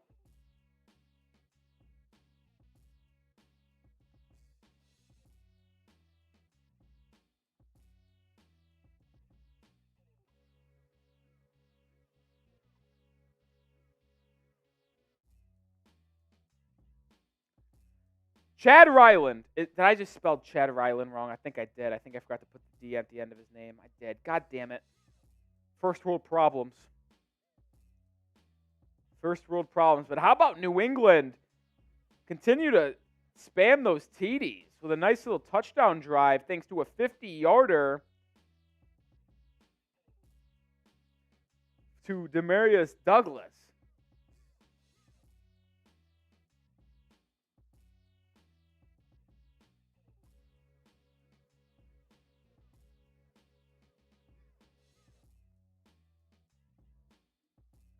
There you go. We spelled Chad Ryland the second time. Let's give some shout-outs for everyone spamming TD. Alicia Wade, we know she was going to do it. Samuel, Mindy, City of Champs is in the building. Good to see you again. Will lifts weight saying no, we need to lose. Phil saying cut him now. I mean, Chad Ryland is the worst player inside the NFL. This guy is a bum. A bum. If you want to get a shout-out on today's stream, go show some love to my most recent tweet. And you can give me a follow over there. I know it's going to be a little unorthodox because you're going to see a lot of Miami Heat tweets on my Twitter account. But I am a fan of both the Miami Heat and New England Patriots. I know.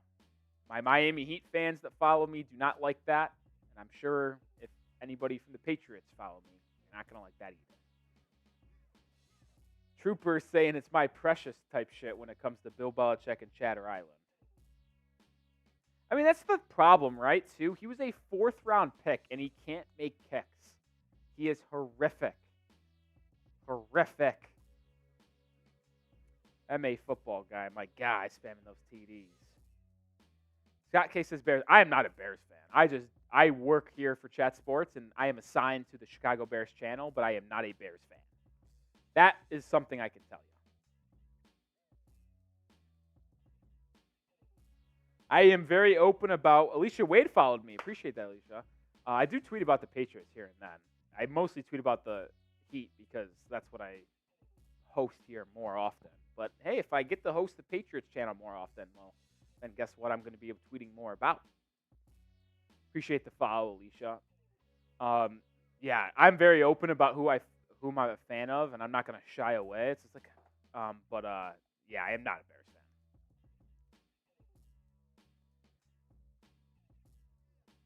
Tim says, you think Tom Brady would ever coach? I'd love to see him coach the Patriots one day in the future. Hey, if Brady ever wanted to come back and coach, he has a lifetime membership to the Foxborough building to me. So you could come be a coach anytime you want. You want to come be the quarterback coach in New England, Tommy? Fucking do it. All right. Yeah, Scott, we do. That's why we're both on Bears. He's the Bears fan. I just help. Russell Wilson, the gun on first down, all day to throw, no one open. Now fires right, and here's Jerry Jeudy. No, it's not Jerry Jeudy. It's actually, I believe, Brandon Johnson is his name. He picks up the first down.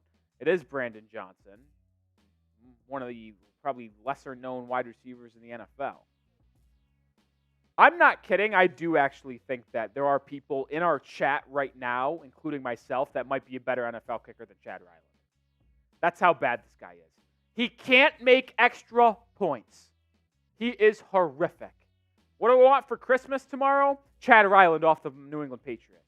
Handoff on first down to Javonte Williams. It picks up 2 yards. Now, this would be an all-time New England Patriots thing. Offense stinks. They finally score a touchdown, give the team a lead, and then just right away they give a score right back. Patriots defense is locked up, though. Nino says, I need Jeudy 2 touchdowns and Zeke 2 touchdowns. Well, I don't think you're getting 3 touchdowns. Well, you got 1 Zeke touchdown, so there's 1. I don't know if you're getting 3 touchdowns for the rest of the game, let alone all of them have to go to Jerry Jeudy and Ezekiel Elliott. Scott Case and Eddie P are terrible. Well, Eddie P spanked job today. He made a 50-yarder, but he did also miss another extra point. Russ in the play action over the middle, dropped by Brandon Johnson. Russ threaded it between 2 defenders, and it was just flat out dropped by Brandon Johnson over to the middle of the field. A little bit behind the wide receiver, but you call yourself an NFL caliber wide receiver, you got to make that catch. Brings up third down. Type those threes. It's 3rd and 8. And type those threes. And a timeout is called by New England. That could come back to haunt you later on in this game. But it's 3rd down. Type those threes. Trooper says, no cap, you're funny, I just subbed. Appreciate that, Troopers. Appreciate that, man. Welcome to the channel.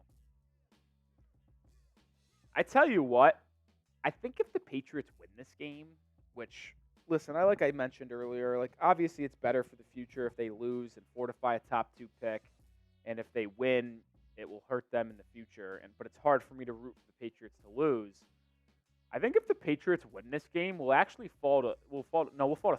We won't fall to 4. I think we'll be jumped by the Commanders though, because their strength of schedule is lesser than us, and I think they'll get the number 2 pick, and we'll be to 3. No, we'll be 4 because Arizona lost. Oh, shit. That'd be great. That'd be great. 3rd down, Russ in the gun, scrambling around, sacked! Josh Uche brings him down! The free agent to be making a claim to try to stay in Foxborough, and he makes a sack on 3rd down. And this defense is just clamping up everything the Broncos are trying to do. Put up those 4s. Samuel says, I'm a Raider fan, and we need the Patriots to win. The Raiders taking on the Chiefs tomorrow. Punt is away, fielded by Miles Bryant at the 24. He has room to run. He brings it up about 7 yards. So the Patriots will start with the ball at the 32-yard line, I believe, will be the official starting time for New England. And, well, the Patriots look like they have a legit chance to win this ball game. I tell you what. And if you haven't already, make sure you join the channel. 6,939. We're trying to get to 7K subscribers today. We're 61 away. Join the channel right now so you don't miss a thing of Patriots football in the future. We will have all the latest on Bill Belichick's coaching tenure, potentially coming to a close.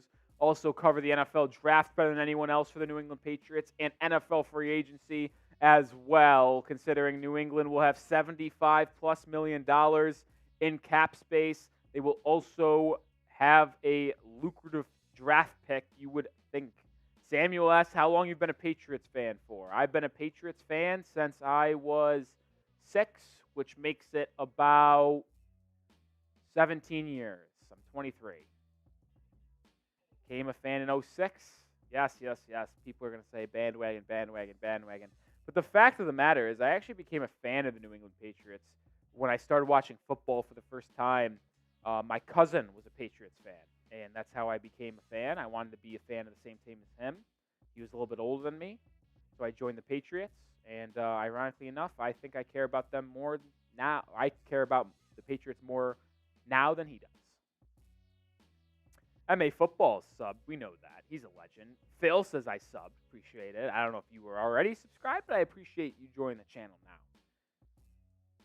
Casey George spamming Bears. Tim Johnson said, Scott, especially if we get compensation for Bill, I'd keep Harrison and trade up for Daniels with our second. We get Bill. So you're saying, just sub. Shout out to you, Phil. So you're saying trade Bill Belichick for a first and then trade our second-round pick and that first-rounder we got from Bill Belichick to move up into the top 10 to draft Jaden Daniels. If it would be enough, sure. I'll say this, by the way. If New England wins this game, I think they might be out of range for Marvin Harrison Jr. Like I mentioned, they'll fall back to the 4th overall pick, and I assume that it's going to go Caleb, Drake, Marvin, and that leaves New England at 4. At what do? You take Jaden Daniels at QB, or do you address QB somewhere else and take one of the stud offensive tackles and Joe Alt or Olu Fashanu at 4 or 5 overall, wherever you finish up?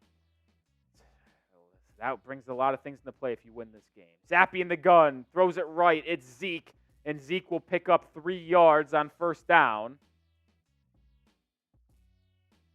I'll say this.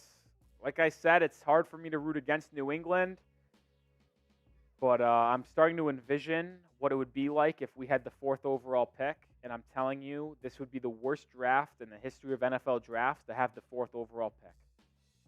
Because you miss out on the 2 elite quarterbacks and you miss out on Marvin Harrison Jr. It would be a disaster. Handoff to Zeke on 2nd and 8. He'll pick up 2. He'll bring up 3rd and 6 for New England.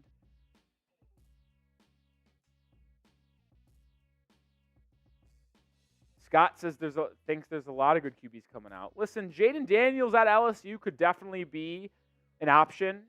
It's just, I think the drop-off between Jaden Daniels and Drake May and Caleb Williams is just so much, where it would be tough for me to really fathom that. Bernard Morris is New England to win, so we keep that first draft pick, assuming you're a Bears fan. 3rd and 6. New England's 1 of 6 on 3rd down, by the way, in this game. I'd expect Pop Douglas to be a target. Zappe looking back to throw, fires, and look who it is. It's Pop Douglas, who dropped it. Oh, Demario Douglas has been so good today, yet dropped it there. That ball was almost intercepted. Demario Douglas ran a little angle route out of a trips formation. It was a perfectly designed play by Bill O'Brien, a perfect ball by Zappe, and a perfect route by Douglas. They just forgot to catch it, and now the Patriots will have to punt it back. That's really unfortunate, because New England would have picked up about 14 or 15 yards there and continued their drive. But punt is away from Behringer. Marvin Mims returning it, not really getting anywhere. And the Broncos will start the ball at the 15-yard line. And the Broncos, fighting for their playoff lives, will have to make something to happen. Cold Boy says, I'd like to see them go with Penix regardless of all conditionals too. I will say this, and I like Penix, so you can potentially talk me into Michael Penix in the late first round. Maybe little drafts. It depends. See, it all depends. Like, there's so many different avenues New England could go, right?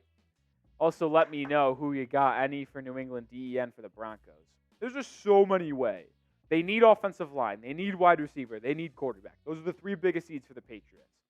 So, like, say they are picking 4th overall. Do you go quarterback and Jaden Daniels? I love Jaden Daniels. I think he's a dynamic player. And if he puts on some weight to save himself from injuries, he could be a Lamar Jackson-esque dynamic playmaker back there, where he can just scramble around, make plays, and also has a good deep ball. I like Lamar Jackson.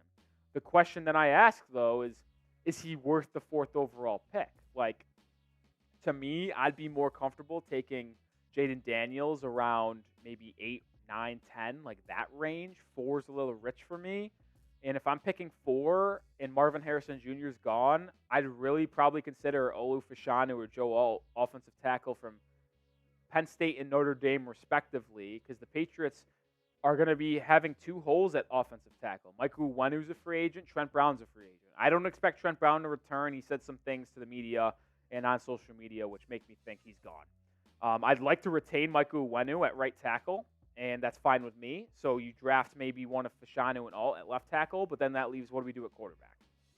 Free agency, Baker Mayfield's there, Kirk Cousins. Maybe you make a trade. Say the Cardinals have the number 2 pick. What if you trade for Kyler Murray?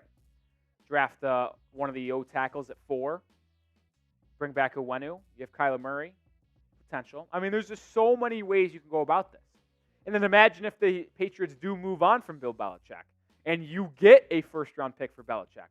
Well, then that opens up a lot of possibilities because you have more draft ammunition in this draft class, or if you get a pick next year, you can use that pick to trade up and make a lot of picks. And maybe you use that pick to trade into the first round after pick number like 3 or 4, and you can have multiple first-round picks this year. There are just so many possibilities for New England this offseason. That's why you should subscribe, because we're here to cover them all and talk about all the different possibilities New England could do. Russell Wilson with play action. It's a screen, and it's going to be a loss of 3 yards on that play. New England sniffed it out, and nothing Denver's doing is working right now. This Patriots defense is continuing to sniff out everything. Be 2nd and 13. We still have yet to have a super chat today, by the way. Who's going to be the first person to crack open a super chat? $10? Shot tequila. $5 beers cheers. Who's going to get the party started and pop the cherry and be the person to get in the mood on Christmas Eve? Russell Wilson back to pass. It was trying to be a quick throw. Nothing there. Russ scrambles out, throws it, incomplete. Good coverage by Alex Austin. And that's going to bring up 3rd and 13. Oh, my. This defense is just annihilating anything the Broncos offense is trying to do. And it's even funny when you think about of how many good field positions Denver started. Think about it. They had the first 3 possessions. Patriots 7-yard line, Patriots 25-yard line, Patriots 47-yard line. They scored 7 points on those 3 possessions. That's the reason why they're losing this ball game. Denver in the shotgun. Russell Wilson takes the snap, back to pass. 4-man pressure. It's Barmore, and Barmore brings him down. Christian Barmore with his 2nd sack of the half, 2nd sack of the game. Type those sacks down below. Barmore having a career year in his 3rd season. The 2nd-round pick out of Bama has been absolutely dominating. Type those sacks. Barmore coming out and announcing himself to the public as one of the best interior pass rushers in the entire league. I tell you what, that 1st-round pick of Mac Jones didn't work out. The 2nd-rounder of Barmore did. Punt, not a good one. Bryant fields it at the 50 and returns it up to the Broncos' 41, 42-yard line. So now the Patriots are going to have excellent field position to try to extend their 2-point lead. And honestly, at this point, it feels like New England has to score a touchdown to score, because I wouldn't trust Chad Ryland to kick a 20-yard field goal. If they had the ball at the 1-yard line and kicked the field goal, which would be 18 yards or 19 yards, I don't think I would trust them to make it. I'm being dead serious. All right, here we go. Zappe has it at the Denver 42. Douglas in motion. Snap. It's a screen for Zeke. Zeke with the catch, and he loses. He got back to the line of scrimmage. I thought he was about to lose a yard, but got back to the line. Got back to the line. So it will be 2nd and 10. It'd be quite the letdown if you're someone who wants the Patriots to win this game, to get the ball at the Denver 42 and not be able to come away with points to make this more than a 2-point game. But we'll see. Under 4 minutes to go in the 3rd quarter. We're getting close to 4th quarter time. Zappe in the gun. Zeke to his right. Scott K, you ain't wrong. 3 to go on the game clock. Zappe gets it off at 1. Broncos bring a blitz. Zappe looking deep left field. Left field. It's caught! Devontae Parker with the reception. One-on-one coverage. It's caught. Parker by Surtain. And the Patriots enter the Prize Picks red zone looking to take a 2-score lead. What a good throw by Bailey Zappe. Parker was able to beat Surtain. And we got a super chat. The cherry has been popped. Shout out to MA Football Guy with the $5 super chat. Love you guys. Say hi to Harrison for me. I will, MA. You're a legend. You're a real one in the chat. Beers, cheers to you. As the Patriots counter it up to Ezekiel Elliott as he carries it up to the 5-yard line. Appreciate you, MA Football. Also, it's a holding call on New England. That's going to back them up. And now that really sets New England behind as it's going to be 1st and 20 from the 22-yard line. That is brutal. Antonio Maffei, the rookie out of UCLA, was flagged. MA Football Guy, all-time name. Massachusetts football guy. He's a guy from Massachusetts that just loves football. Love that. Love that. Ortega says someone tells Mac Jones to take his helmet off. Yeah, he's got to keep it on because he's probably just too sad. He's probably cold on the sideline still. I do feel bad for Mac. He stinks, but I feel bad. Zappe blitzed, quickly incomplete, looking for Demario Douglas. Well-timed pressure by Denver and just absolutely clocked Zappe as soon as he almost caught the ball and shotgun almost. Monica says, let's go Pats, love your jacket. Appreciate it. I've had this sweatshirt for a long time. I think I've had this hoodie, I'm not kidding, 6-7 years. And it's continuously been one of my favorite items of clothing I've had, and specifically Patriots. My favorite Patriots hoodie. Because I just love this logo, and I wish the Patriots had this logo for all of eternity, to be honest. I like that logo you see on screen, but this logo with the red jerseys, nothing will beat it. It's a screen to Thornton. He's got room to run, and Thornton making some people miss, and he picks up about 12 yards. He gets it down to the 10-yard line. It's going to bring up about 3rd and 9.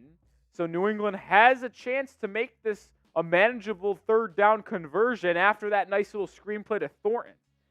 Tyquan Thornton, the former 2nd rounder out of Baylor, has not been able to flash with his route running skills, but he does have elite speed and length. So let's see if the Patriots are able to utilize that somehow.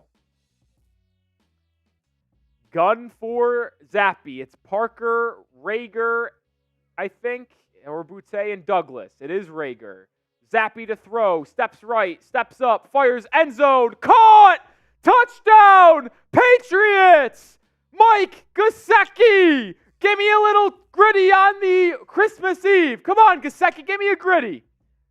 Why not? Touchdown Patriots. Zappe with his first touchdown pass of the game. It's now 15-7 and an extra point away from making it a 2-score game. Zappe, this was a good ball, man. Layered it right over the safety, Justin Simmons. Gesicki on the back end of the end zone for the touchdown. Type those TDs down in the comment section. Ryland's extra point. Oh, he actually made it. Type those TDs, and that extra point is massive for the Patriots as it makes it a 2-score game, 16-7 with 1:35 to go. Spam those TDs. Oh, the tank might be ruined. But the Patriots are going to win on Christmas Eve. Show me you're pumped up about the Patriots taking a 9-point lead. Cold Boy saying Zappe said right foot creep. He talking with the heat. Vance Joseph is terrible. Listen, you give up 16 points to New England, it does feel like that's terrible.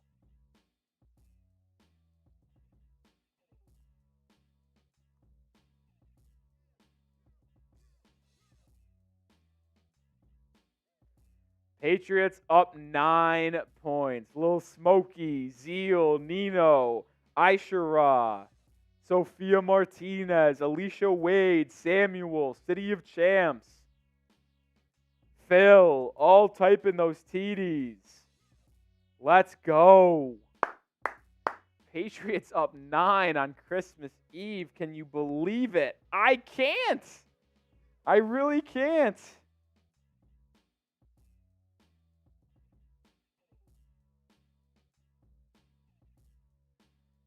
Oh my God, it's a disaster. The Patriots are going to win a football game. Why, you ask?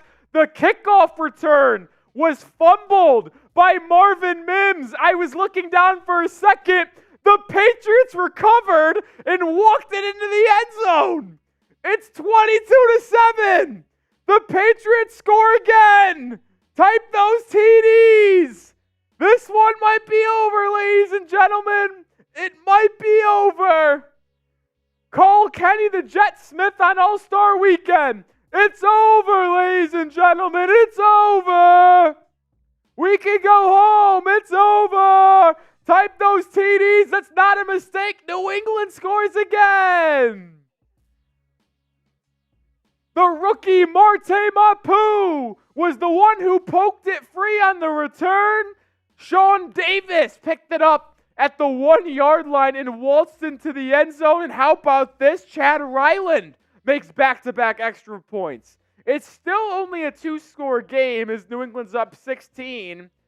But Marte Mapu and Sean Davis combined to get the touchdown for New England. Keep on spamming those TDs.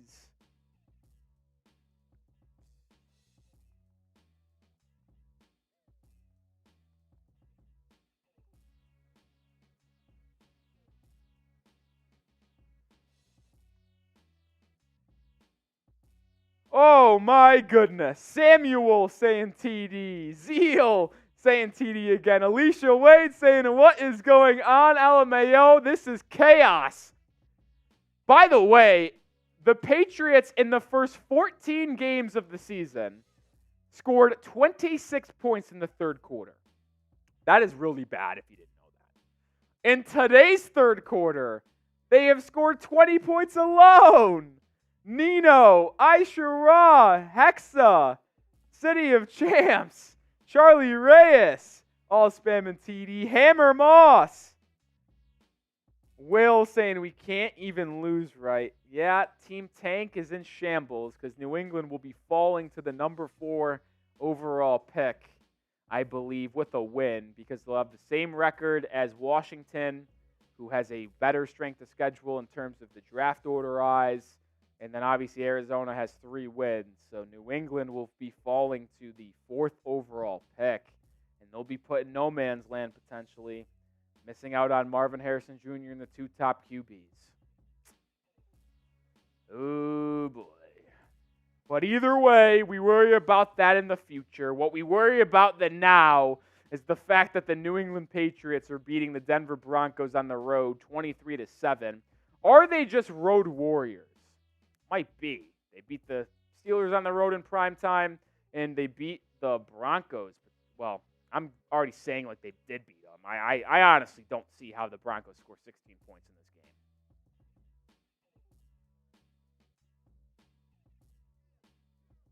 game. AFX is, I feel like partying with the boys with you guys. AFX, let's go. Come party with the New England fans. We're having fun over here. We're winning a football game. How about this, New England? As bad as they have been this year, the Patriots are going to be 2-0 in their last 2 primetime games, and both of them are on the road.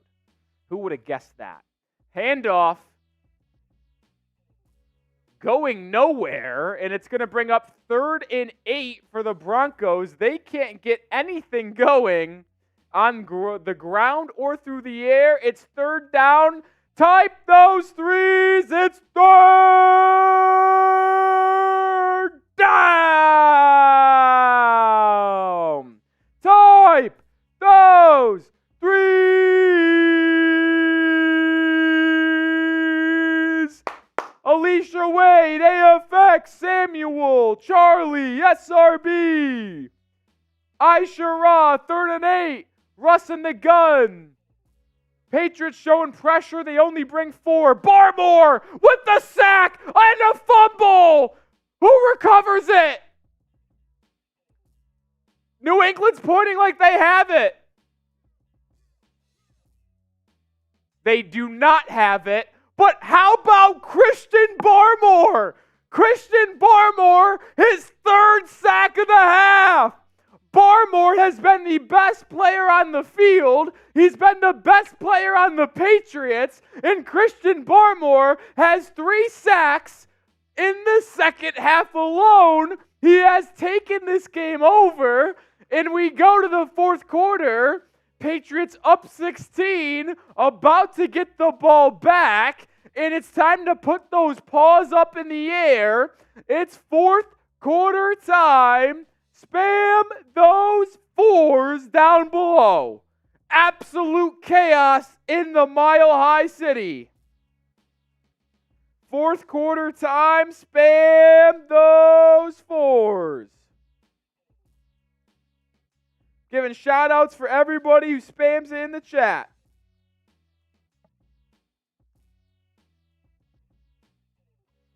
It is fourth quarter time. Harrison Graham, our own HG in the chat, says, I can't believe this. It's a Belichick masterclass. My goodness. It's been something. The Broncos just are fucking horrific. Spam those 4s down below. Get the paws up. And if you want to spam 90 for Christian Barmore, go ahead. The guy is an absolute maniac. Queen Serrato, Michael, Blade, Zeal, SRB, Monica, GR, Cool Genuine Phil, Will Star. Yeah, this might be taking New England out of the May range. AFX Apocalypse says, Patriots, will the Drake May still be available at 4? I highly doubt it. Listen, the trade-up option is always still in play, by the way. Even if New England wins this game and say they lose the final 2 to Buffalo and New York, you finish with the 3rd or 4th overall pick. The Patriots could always trade up, because if Chicago does keep the number 1 overall pick and then they keep Justin Fields, well, then you can trade up to 1. Or if the Cardinals have pick number 2 and they keep Kyler Murray, well, then you're sitting here with 2 potential teams at 1-2 that don't really need a quarterback, hypothetically. If the Bears want to keep Fields and if the Cardinals want to keep rolling with Kyler Murray, who they just paid. So there is going to be still an opportunity to trade up to draft one of the 2 QBs. It's just going to cost you some assets. Rather, if you lost out, you would have been able to take them with no cost of assets.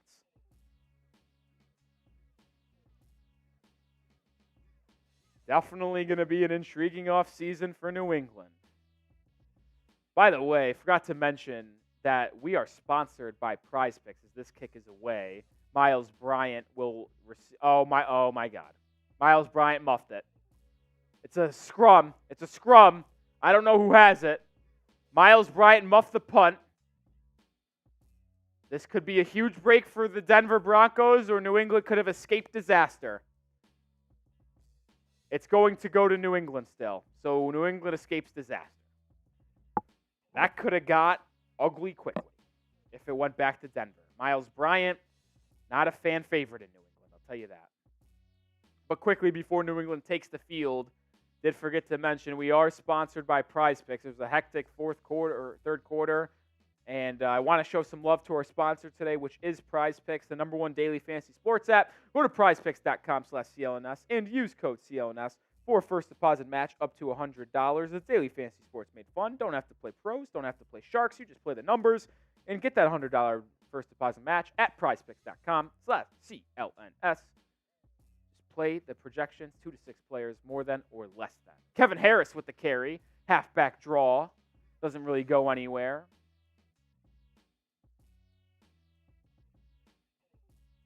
Patriots not out of the neck of the woods, or their neck's not out of the neck of the woods. I think I said that right the first time. But either way, Patriots still only lead by 2 possessions, so hypothetically it would just take 2 scores.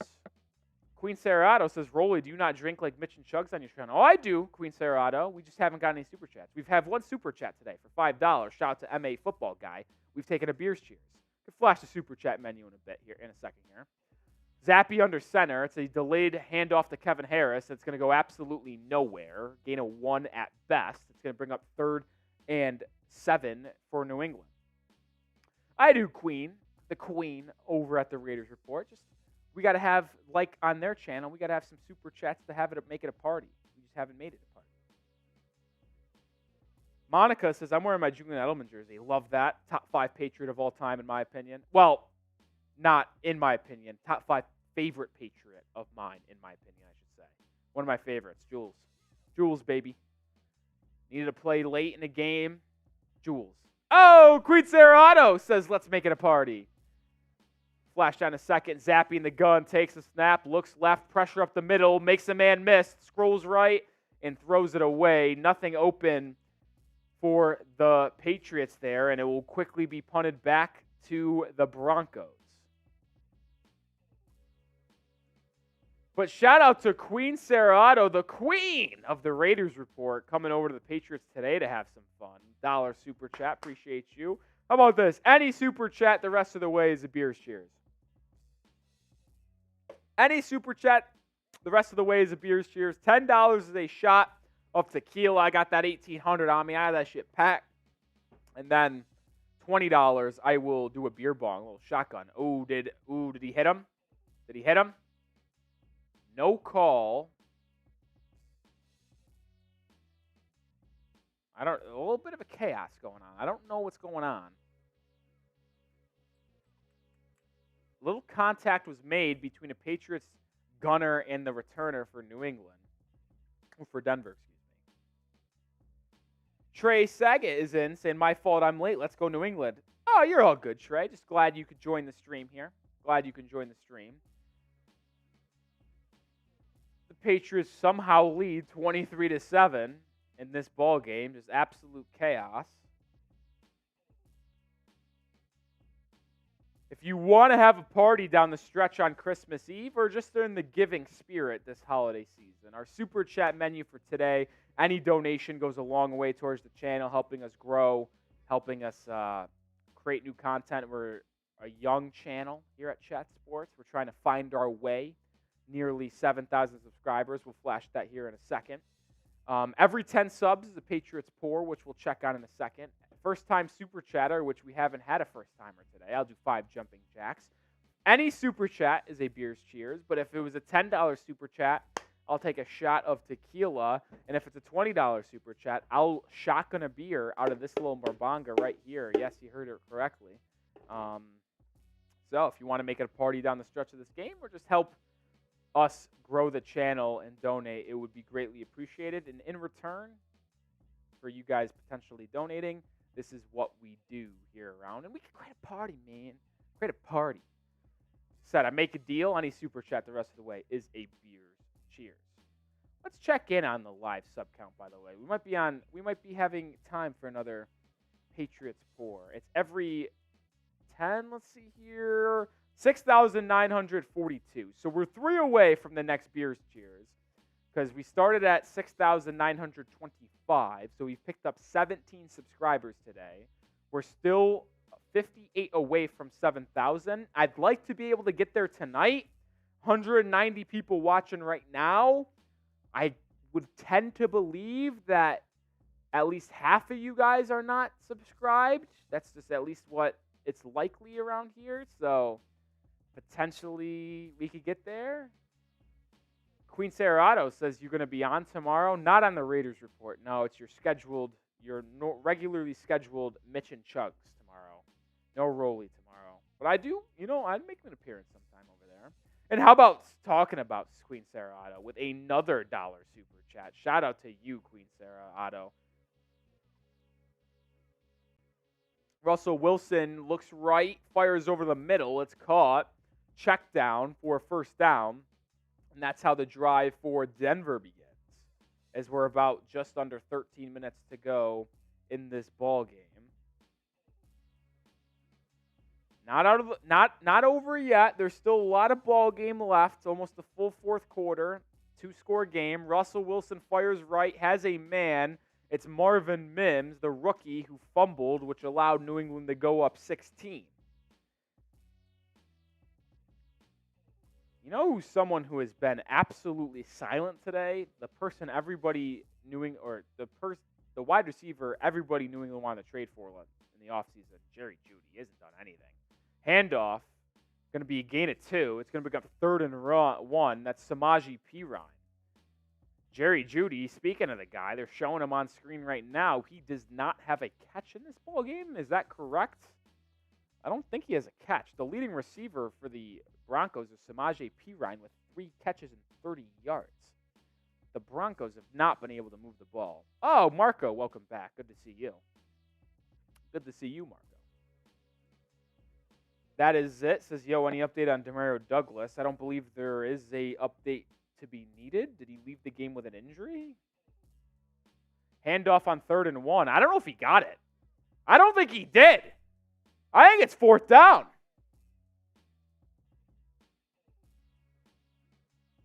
I think it's 4th down.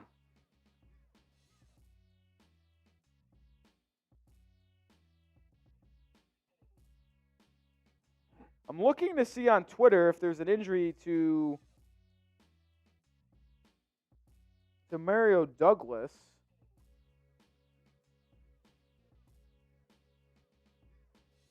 I don't see it. 4th and 1, QB sneak, got it. So the Broncos keep their drive alive. Marco, Aishara, Alicia, all spamming those 4s. Unfortunately, didn't work. Sorry, I was caught up looking for a Demario Douglas. I don't think he's hurt.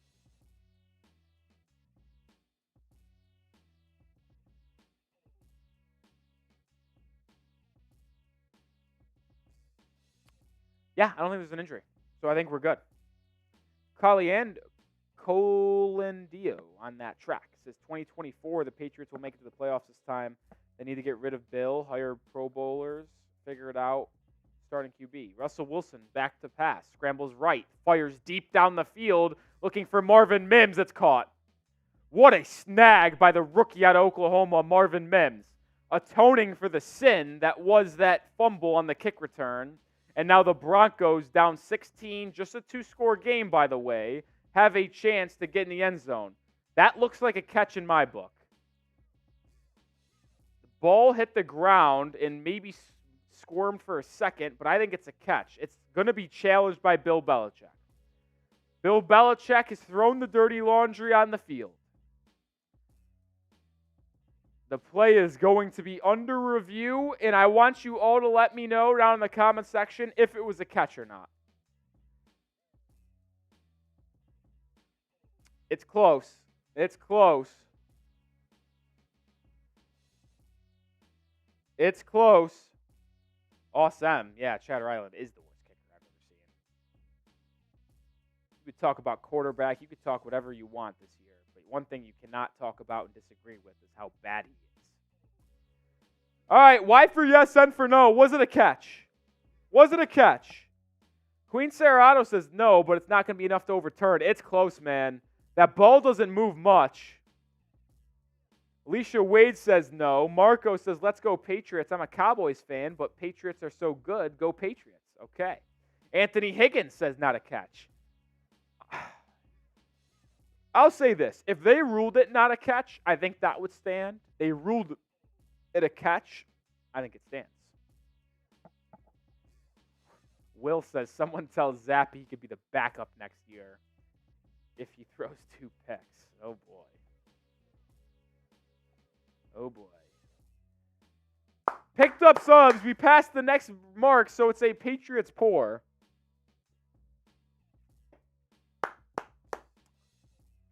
Hit that sub button. You can subscribe if you want the Patriots to make the playoffs next year.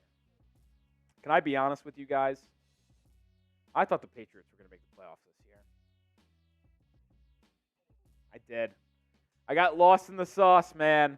I knew this defense was going to be good, and I knew that if this offense was just average, this team would be able to, compete. I actually put money on them to make the playoffs. It was plus 240. It was plus money. I was like, F it. Let's throw some money on the Patriots winning the playoffs. Team stinks. The Fractual Rain says not a catch. That is Blow It Bandits has got a bet on Douglas. Well, one, what is the bet? Is it yards, catches, anytime touchdown score? City of Champs says Zappe is our starting QB. I'll say this right now. If Bailey Zappe is the starting quarterback to start the season next year, I am going to throw a fit. I am. Because I'm sick of New England, at least over the last 3 or 4 seasons, having a quarterback that is just like, let's hope he wins those games. Like, we need a quarterback that helps us win games. You need him to score a TD? Well, it's going to be dicey, honestly, if New England could score again this game. Not the most offensive talented team. I'm a football guy, doesn't think it's a catch, but it's going to stay. That's kind of how I land. Boris Forte says the ruling stands. I don't know if that's him saying it did or if it's saying that that's what he thinks is going to happen. Gene Stoyertor is talking. Let's see what. Oh, it's going to stand. So New England loses a timeout. They have 1 left for the rest of the game. Keep an eye on that. That's pretty impactful. Halfback toss in the Prize Picks red zone. The worst play in football, but New England's going to take it here. It's a loss of about 3 or 4.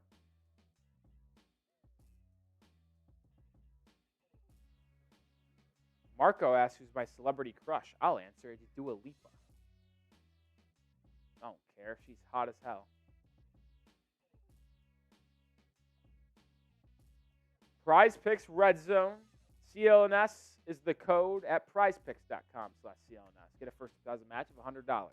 Just about 9 minutes to go in the fourth quarter at Queen Serrato. I will pass on Jimmy G.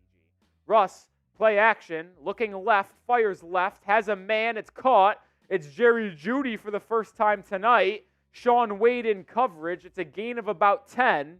It's going to bring up 3rd and 1. They're at the New England 3-yard line, and I will guarantee you it's 4 down territory. That is Judy's first catch of the game. Edwards is going to win another fluke game. Yeah, those wins against Pittsburgh and Denver.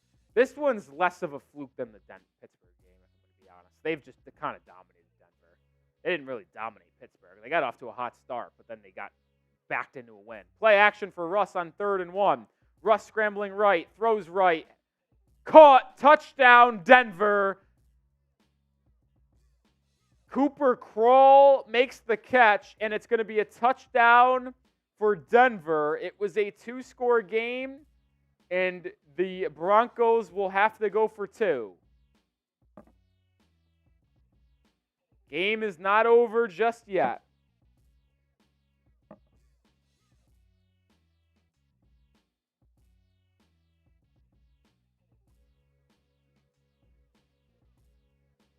Two-point conversion attempt is a must.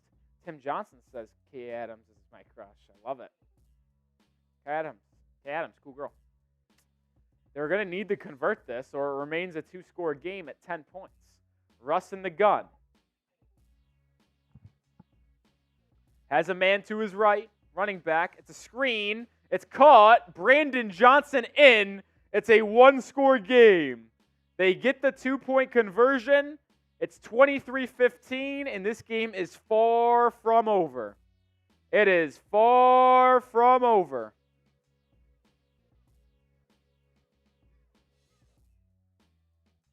Oh boy. This game is not over. That big play to Marvin Mims sets up the touchdown for the Broncos. It's 23-15. And the overhits at 38. It was 37 coming into the game, as Nino points out. I would have taken the under on that, by the way, and I would have been wrong. I would have been wrong. And see, now that missed extra point by Chad Ryland looms large, right? Because it would be 24-15 right now, or 24-14, if New England didn't miss that extra point. It's a killer, man. It's a killer. That is a killer. Before we get back to game action, I want to tell you about Prize Picks one last time so we can enjoy the game action the rest of the way. And it is the best daily fantasy sports platform, and it's the only daily fantasy sports platform I play every single day. PrizePicks.com/CLNS and use code CLNS to get a first deposit match up to $100. That link's in the live chat and description of the live stream. You just pick 2 to 6 player stat projections. Pick more than or less than, and you can watch the winnings roll in up to 25 times your money. My favorite thing Prize Picks does, by the way, is the reboot insurance policy, which means, if you didn't know what this means, if you pick say 3 players, let's say you had Zappe, Russell Wilson, and Demario Douglas, and you pick their stat projection, but Demario Douglas got hurt in the first half of your game, and he doesn't return. Well, guess what? That doesn't hurt you on like most daily fantasy sports platforms. What will actually happen is that they will take Demario Douglas out of your lineup, and you will just move forward with a 2-player selection, which would have been Zappe or Russell Wilson. It is called the Insurance Reboot Policy. Prize Picks is the only daily fantasy sports platform that offers that special ability, which is why I feel comfortable playing Prize Picks on a daily basis. So join me, rapper Meek Mill and comedian Andrew Schultz, at prizepicks.com/CLNS. Use that code CLNS. It's in the live chat and description of today's stream. You're basically losing money by not taking advantage of that deal this holiday season. prizepicks.com/CLNS. Use code CLNS. Well, it's certainly interesting again. Who you got? New England, type NE. You got Denver, type DEN. Can Bailey Zappe and this Patriots offense put Denver away with a long drive that results in a field goal? Wouldn't count on it. Or a touchdown, or will Denver get the ball back down 8 with under 8 to go in the fourth quarter? Let's see what is going to happen. We got a good one. Georgia Rebel in the chat. Oh, Georgia Rebel is a Rolly hater on Bears now. All right, Georgia Rebel. Whatever you say, man. Hey, man. If I'm permanently the host, we won't get there. Zappe in the gun. They're going to throw on first down, so we'll swing pass to Zeke. Zeke tackled after a gain of a half a yard. Uh-oh. Vance Joseph's Broncos defense, they've given up 16 points today. Rebel, I was just messing with you back at it. I've got thick skin anyway. If you guys want to call me a hater on Bears now, that's cool. It's just what I think is best for the franchise. There's no hidden motivation. I'm not a fan, so there's no really motivation at all. This is what I think. Demario Douglas in motion. Zappe in the gun. Zeke to his right. Takes the snap. Zappe looking towards Zeke on the right. Drops it down to him, and it's tackled for a gain of 1.5 again. It's going to bring up 3rd and 6, 3rd and 7. Oh, boy. Oh, boy. Broncos might have a chance to tie this game up at 23. I actually sniff an overtime so bad, dude. I absolutely envision Denver getting this kickoff or getting the ball back and tying this game up. I see it happening. Hexa saying Patriots got cheated with that Marvin Mims catch. I think it's a good stand. There isn't anything to overturn it. Trips left. Imagine this going to Douglas. They run that same play. It's a slant to Rager. He catches it and is short. Patrick Surtain on the coverage. It's a gain of about 5 or 6, and New England is going to have to punt the ball back to Denver after a 3-and-out. Oh, boy. Marco, Zeke did get a touchdown. Oh, boy.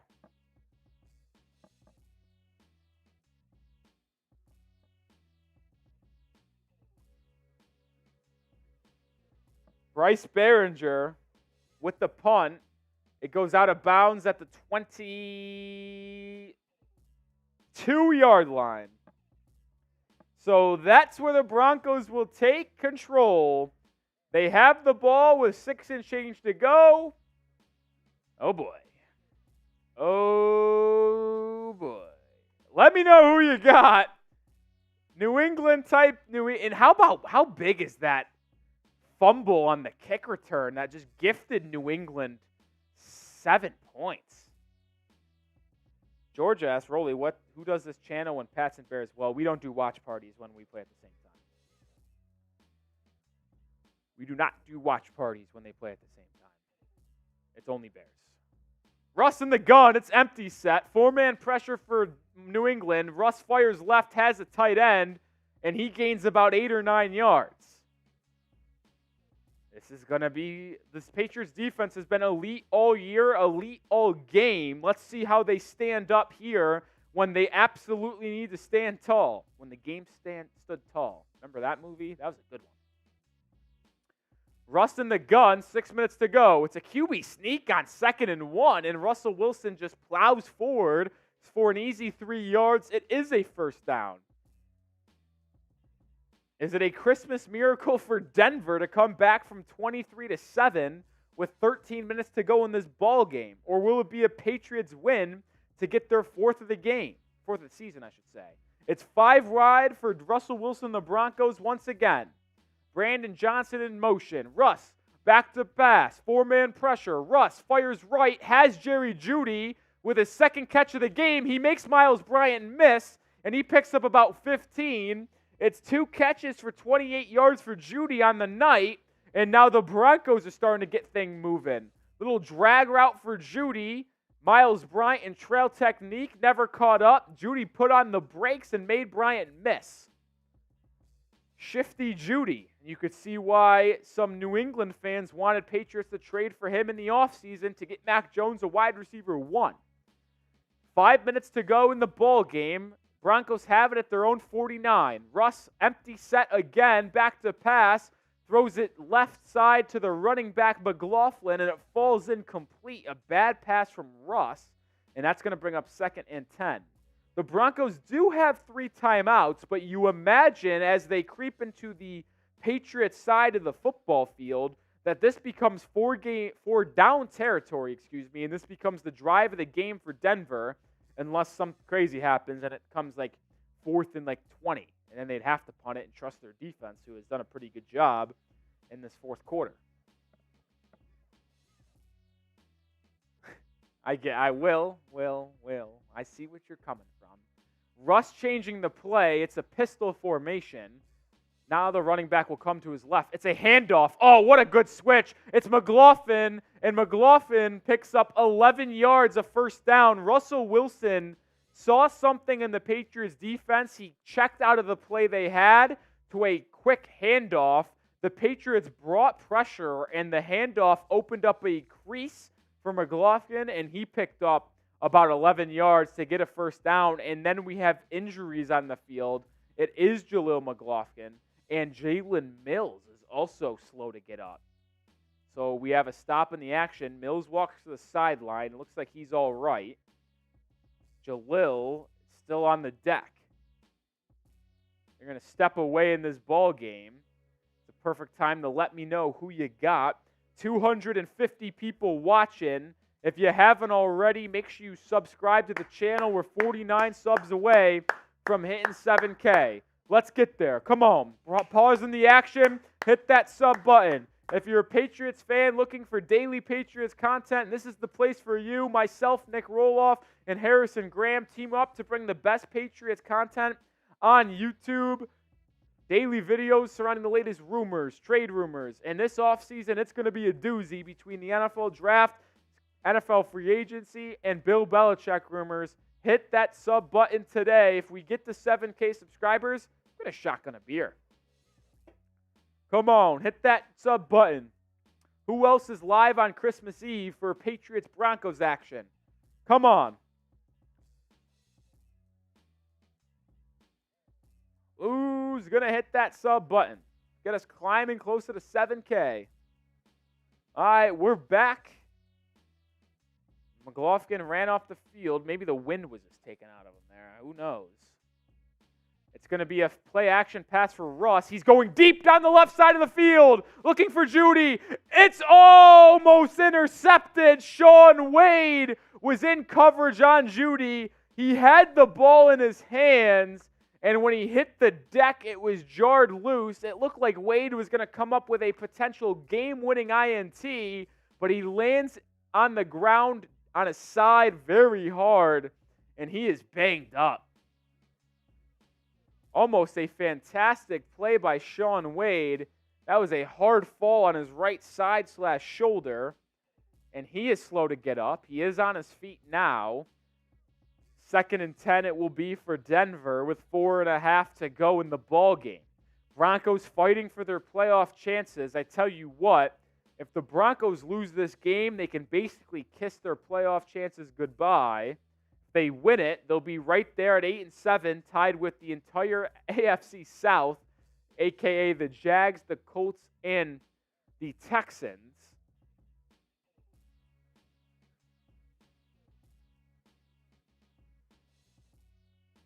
The Broncos did start off the year horrifically. They were 6-2 in their last 8.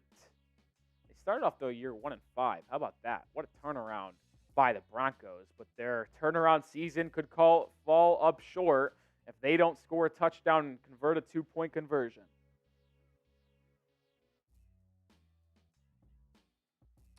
It's going to be a gun as Shaun Wade works his way off the field. I assume Alex Austin will replace him on the sideline. It's MP. Yes, sir. 5 more people will get there. I'm looking for that big goal of 7K, though. Russell Wilson changing the play at the line of scrimmage once again. In the gun. Patriots showing pressure. They bring pressure. No, they dropped out of it. The Sky's 3-man pressure. Russ all day to throw. Fires deep down the field. Looking for Brandon Johnson. No, it's Judy. It's incomplete. Jonathan Jones on the coverage. And that's going to bring up 3rd down. Judy is incensed. Looking for a pass interference call. He said he was held. But either way, it's 3rd down. Type those 3s. It's 3rd down. Type those 3s. Come on. Get the chat fired up. It's 3rd and 10. The Broncos are 2 of 10 on 3rd downs. Russ in the gun. A 5-man pressure. Fires right. Has Brandon Johnson make the tackle. Oh, no. Brandon Johnson able to make a pair of Patriots defenders miss and scamper for the 1st down, and the Broncos keep their drive alive. Barmore almost got home, but Johnson was able to get open for Russ before that, and Marte Mapu and Miles Bryant unable to make the tackle. Damn it. And now the Broncos are strolling closer and closer to the red zone, and Mike McGlinchey, the talented right tackle, who the Broncos paid a lot of money to in free agency, banged up on the play, and he'll walk off gingerly towards the sideline. So the new right tackle for the Broncos, I'd put Josh Uche or Keon White right over that right tackle and tell him sound off. Clock ticking now. We're almost under 4 minutes. We are under 4 minutes now. Broncos at the New England 27, looking to even this game up. Ryan Shaw, that's the age-old question. In the gun for Russ. Back to pass. It's a fake screen. Russ throws deep over the middle of the field. Incomplete. Looking for Brandon Johnson. Great coverage by Shaun Wade, who checked back into the ball game. Miles Bryant was also in the area. Good coverage by the two of them to force the incomplete pass. 3 minutes, 50 seconds to go.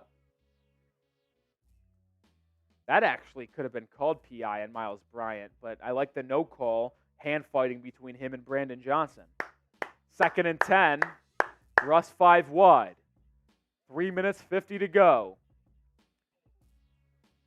Russ looks like he's changing it up again. McGlinchey's still on the sideline, so they got a fresh right tackle in. 3 on the game clock. 2, 1, they get it off. Russ, back to pass, has time, scrambles out right. No hold. It is going to be a holding. This is going to come back regardless. It's incomplete. Looking for Marvin Mims. Now, you have a real question here if you're Bill Belichick. It was holding on that right tackle who just checked in. Do you make it 2nd or 20, or do you make it 3rd and 10? It looks like Belichick is going to take the holding call and make it 2nd and 20 and force them into a tough. It's Cam Fleming who's the right tackle. Uche laid a massive hit on Russell Wilson there at the end. Was legal. McGlinchey back in at right tackle. It's 2nd and 20. So 3 minutes, 40 seconds. Would you take a 3 here? If it's like, say it's 4th and 10, would you go for it or take the 3 and hope your defense gets you the ball back with that much time left? Intriguing decision. We'll see what Sean Payton does here over the stretch. Russ in the gun. 4-man pressure for New England. Pressure on that right side by Uche. Russ makes the miss. Fires deep. Has a man. It's caught. Is that Jerry Jeudy? It is. Judy's starting to come alive here down the stretch, and that will probably make this 4-down territory for Denver, as that picked up about 17 yards, and it's going to be 3rd and 3, 3rd and 4 for Denver.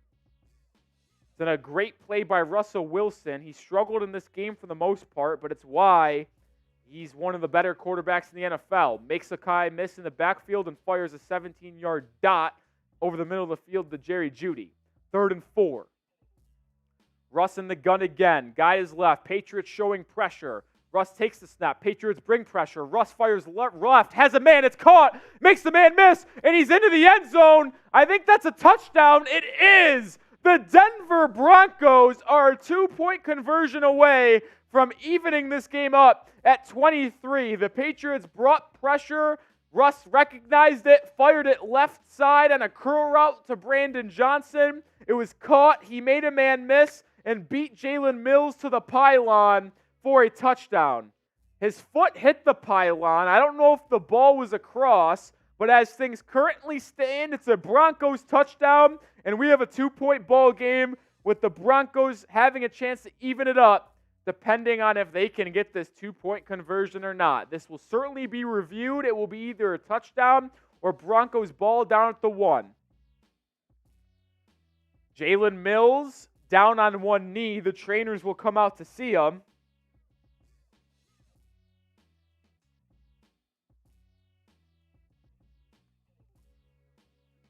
Foot hits the pylon. It will be a touchdown.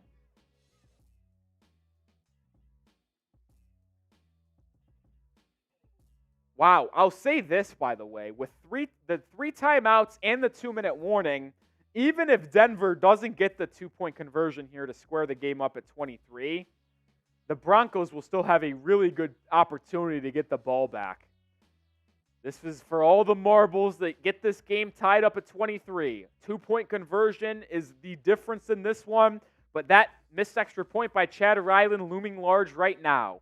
Russell Wilson under center. It's Javonte Williams in the backfield. It's going to be a play-action bootleg toss to Javonte Williams that's caught, and it's in. It's good. We are tied at 23. The Denver Broncos faithful are going nuts in Mile High Stadium. It's 23-all with 2 minutes, 53 seconds to go. The Broncos seems dead to right. And in about 8 minutes of game time, the Broncos go on a 16-0 run to tie this game at 23, and there is a real chance that the Patriots, after going up 23-7, are going to blow this one. Russell Wilson is absolutely fired up. Doesn't show a lot of emotion often, but he is going bonkers on the sideline. Georgia Rebel says Pat's got the call. Robert Kraft might have made the call. Oh my. This one is coming down to the wire. And this is why you subscribe. Christmas Eve fun here on Patriots Today. Join the channel. We'll be here for the rest of this game. We'll be here for the rest of the season. We'll be here for the entire offseason. Hit that sub button if you want the best Patriots content.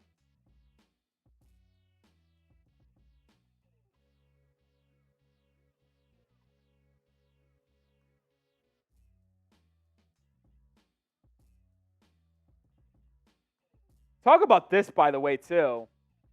It was 7-3 at halftime. Talk about a second half.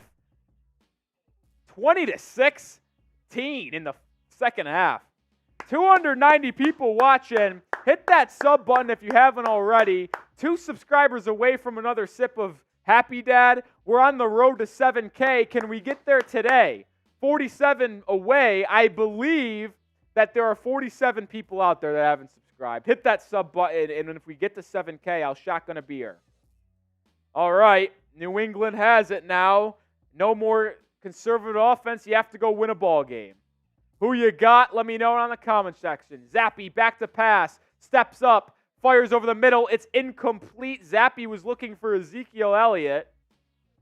And now this has been a story for New England over the past 3 weeks when Bailey Zappe has been the starter.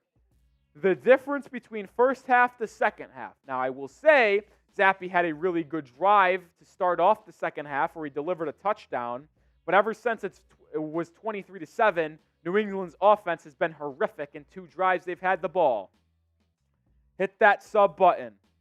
Who you got? Patriots looking to get a winner in their 4th win of the year. Zappe in the gun. Motion right. Zappe, it's a screenplay for Zeke, and Zeke is blown up. It is blown up.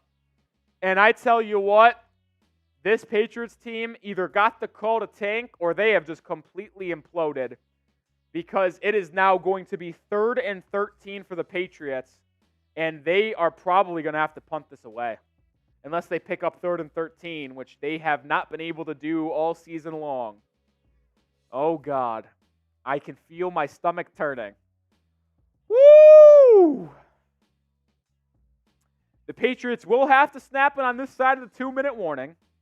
It's Zappe in the gun with Zeke to his left. Takes it. Looking left. Looking middle. Flushed out to the right. He's running right. He's going to scramble, and he slides it inbound. There's a flag. Is this in the backfield, or is this in the secondary? This will determine a lot. It's on the offense. The penalty is going to be declined. That is going to be the 2-minute warning. And the Patriots, when we come back from the 2-minute warning, will punt it back to New England, or punt it back to Denver, and they have 3 timeouts left. Ryan Shaw says, if you turn your Netflix on, I'll sub. This doesn't turn on. Oh, wait, does it? Oh, wait a minute. Did you just put me on? Oh, my God, it does. Oh, I didn't know that. I didn't know that.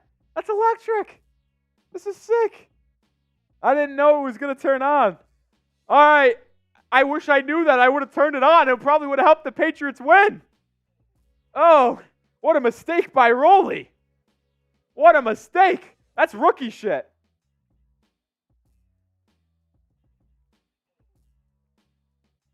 Let me know. Thank you, Ryan Shaw, for the sub. Yeah, 3 and out in 50 seconds is crazy. Well, if they had a 3 and out on the possession before they punted it back to Denver. Oh, God. Who you got? The Broncos are going to get the ball back unless something crazy happens, which we've already had something crazy happen once when Marvin Mims fumbled on a kick return, and it was returned for a touchdown for New England.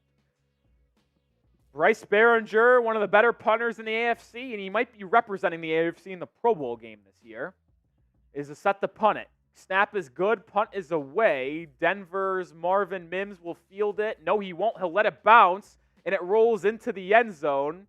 A booming punt by Behringer will give it back to Denver as they will attempt their game-winning drive on Christmas Eve, starting at their own 20. Will says, thanks God, Roley. If your team tank, this might be the perfect game for you. Some entertainment value stuff by New England. Barmore, 3 sacks. Patriots had an electric couple moments, but you still lose. Oh, my.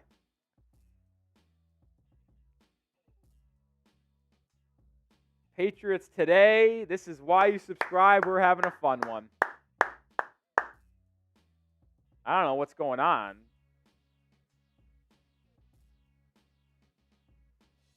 Oh, an illegal formation penalty. Merry Christmas, Reetma. Have a good time in the Bay Area. You know what? That's for the greater good. Ryan Shaw, Barmore should definitely be there. There is going to actually be all-pro votes, I believe, for Christian Barmore. He has been that good. I mean, 3 sacks in this game. He's been incredible in that interior defensive line. So what happened was there was an illegal shift on, or illegal formation on New England, and because Behringer absolutely boomed it away, they're going to force him to punt it again. Behringer had a good punt just a second ago. Let's see if he can do it again. It's technically 4th and 16.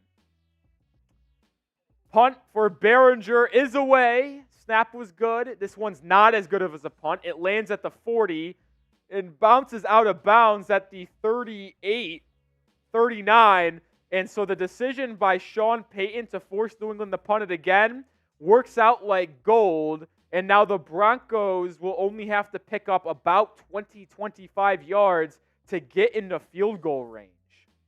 Oh boy. It's there at the 39-yard line of Denver. Lutz in the mile-high air will have a chance, probably 20, 25 yards. They have 3 timeouts. Who you got?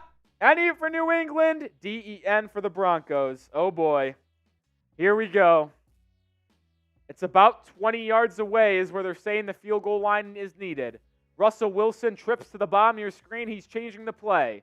Russ in the gun. Patriots blitzing. Russ, it's a screen play. It's caught. Miles Bryant's there. Couldn't corral him, but Christian Barmore follows this play and makes the tackle for a loss of about 4. That's exactly what you wanted to see if you're New England. But they had 2nd and 20 from the Broncos' last drive, and they gave it up. Minute 20 to go. 2nd and 13. Russ in the gun. He takes the snap, drops it off, but it's batted away by Keon White. And after back-to-back touchdown drives plus 2-point conversions for Denver, they had a chance to go win this ball game. But guess what? It's 3rd and 13 already. It's 3rd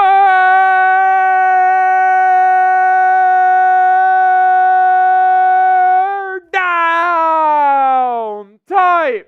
Those threes. 3 for stop. 3 for stop. Russell Wilson in the gun. Patriots showing a 4-man pressure. They drop out. They only bring 3. No, they do bring 4 off the slot. Russ makes a guy miss. Throws deep down the left side. Incomplete. Incomplete. The 3s worked. And after 2 straight touchdown drives, the Patriots force a 3 and out. And now with 1 timeout themselves and a minute 9 to go, they'll have a chance to go down and win a football game. What a game we have on Sunday Night Football. NFL Network instead of NBC, but nonetheless, great ball game. Riley Dixon set to punt it away. He gets it away. It's going to be not caught. It's going to bounce. Every Patriots player gets away. It will be downed at the 19-yard line with exactly a minute to go. And you have to wonder here what Bill Belichick and the Patriots are going to do. And the reason why I ask that, you have 1 timeout in Bailey Zappe on the road.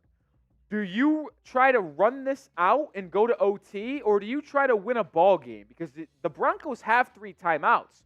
So if you throw a couple incompletions here trying to move ball down the field, you can give Denver the ball back. I would not be shocked one bit if Belichick ran the ball a couple times to try to force timeouts and maybe just take this to OT. But we'll see what they do. Zappe's in the gun, 58 seconds to go. And what they're going to do on first down is exactly what I hypothesized, the handoff to Zeke, and Zeke picks up about 5 yards. Now this cat and mouse game could go both ways. Who calls the timeout here after a gain of 5? Is it going to be Bill Belichick, or is it going to be the Broncos trying to get the ball back? It is going to be Denver. Sean Payton calls a timeout. The Patriots picked up 6 yards on first down. So the Patriots might be trying to take this to overtime, and the Broncos are trying to get the ball back one more time to win this game in regulation. Broncos faithful in Denver going bananas after all hope was lost, down 23-7 in the fourth quarter. 16 unanswered points for the Broncos. 2 touchdowns on 2-point conversions. Zappe's in the gun on 2nd and 4. You wonder if New England picks up a first down if they turn in the go mode.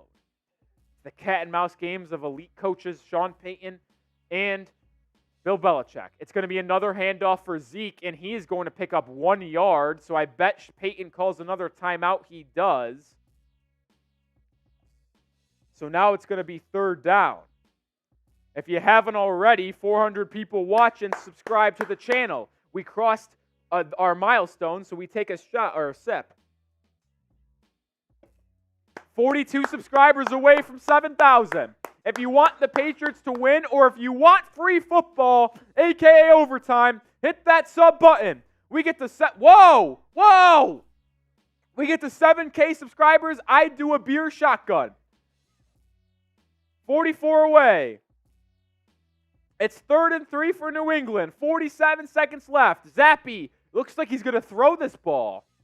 Wouldn't be surprised if it's a screen. Zappe is back to pass. He looks left, fires deep down the field. It's caught! Devontae Parker on a back shoulder fade, defended by Patrick Surtain. It's caught. The timeouts for Sean Payton backfires and New England's on the move. Oh, they're on the Broncos side of the ball. Zappe takes the snap. He's pressured, steps up, fires over the middle. It's caught by Zeke. 18 seconds to go. New England calls a timeout. Devontae Parker with an incredible back shoulder catch on, albeit great credit to Bailey Zappe, delivering a dot on 3rd and 3 to the back shoulder of Parker, defended by one of the best corners in the game in Patrick Surtain. But now the question is, what is Chad Ryland's field goal range, and is there any chance he makes a game-winning field goal? New England is now out of timeouts, so anything in the field to play will have to be spiked. 18 seconds to go. The New England Patriots have the ball at Denver's 42-yard line. The range is apparently the 35. Zappe, back to pass. Quick toss to Gesicki. It's caught. It's a first down. The Patriots are going to have to spike it. It's going to be spiked at the 36-yard line. 7 seconds to go. It's more like the 37-yard line. And with 7 seconds to go, Chad Ryland, the rookie kicker out of Maryland, will trot onto the field, and he might be the worst kicker in all of football. He's already missed an extra point today, and he's already missed a field goal today. I mean, he is the worst kicker in all of football. And he has a chance for redemption. It's going to be a 50-50, 55-yarder to potentially win this ball game. Does he make it? If you think he makes it, type NE for the Patriots. The kick from Ryland is good. It's down the middle. 56 yards is in. Chad Ryland, the rookie out of Maryland, with redemption, and gives New England the 3-point lead with 2 seconds left to go. I don't want to jinx it, but that's a Patriots win. The worst kicker in all of football delivers for Bill Belichick out of Maryland. Trials and tribulations, but all the glory on Christmas Eve. It's a miracle for Ryland, who might have just saved his career and job in New England. Just absolute onions from Chad Ryland, 56 yards, and as soon as the ball left his foot, he fist pumped and looked to the Patriots sidelines in absolute hysteria. Look at Belichick get fired up on the sidelines even a little bit. You just got to feel for the young man out of Maryland who has been so bad, and he's able to come back and make a big-time kick. Bailey Zappe is absolutely elated on the sidelines. My goodness. What a kick. Type those W's down in the comment section. Chad Ryland. But how about the back shoulder toss from Bailey Zappe to Devontae Parker to set up that entire situation? See what the Patriots special teams does here with 2 seconds left. It's a squib kick. It's going to be kneed as soon as it was caught with 1 second left. So I will say the game is technically not over. There's 1 second. And now I see all the Patriots fans in the chat debating between if they want to be excited or if they want to be mad about blowing this pick. People are saying stupid win. Certainly possible. But the human in you guys has got to feel good for Chad Ryland. I've called him the worst kicker in all of football, but the worst player in all of football. But my goodness, was that a big-time rebound. Broncos are going to call their last timeout.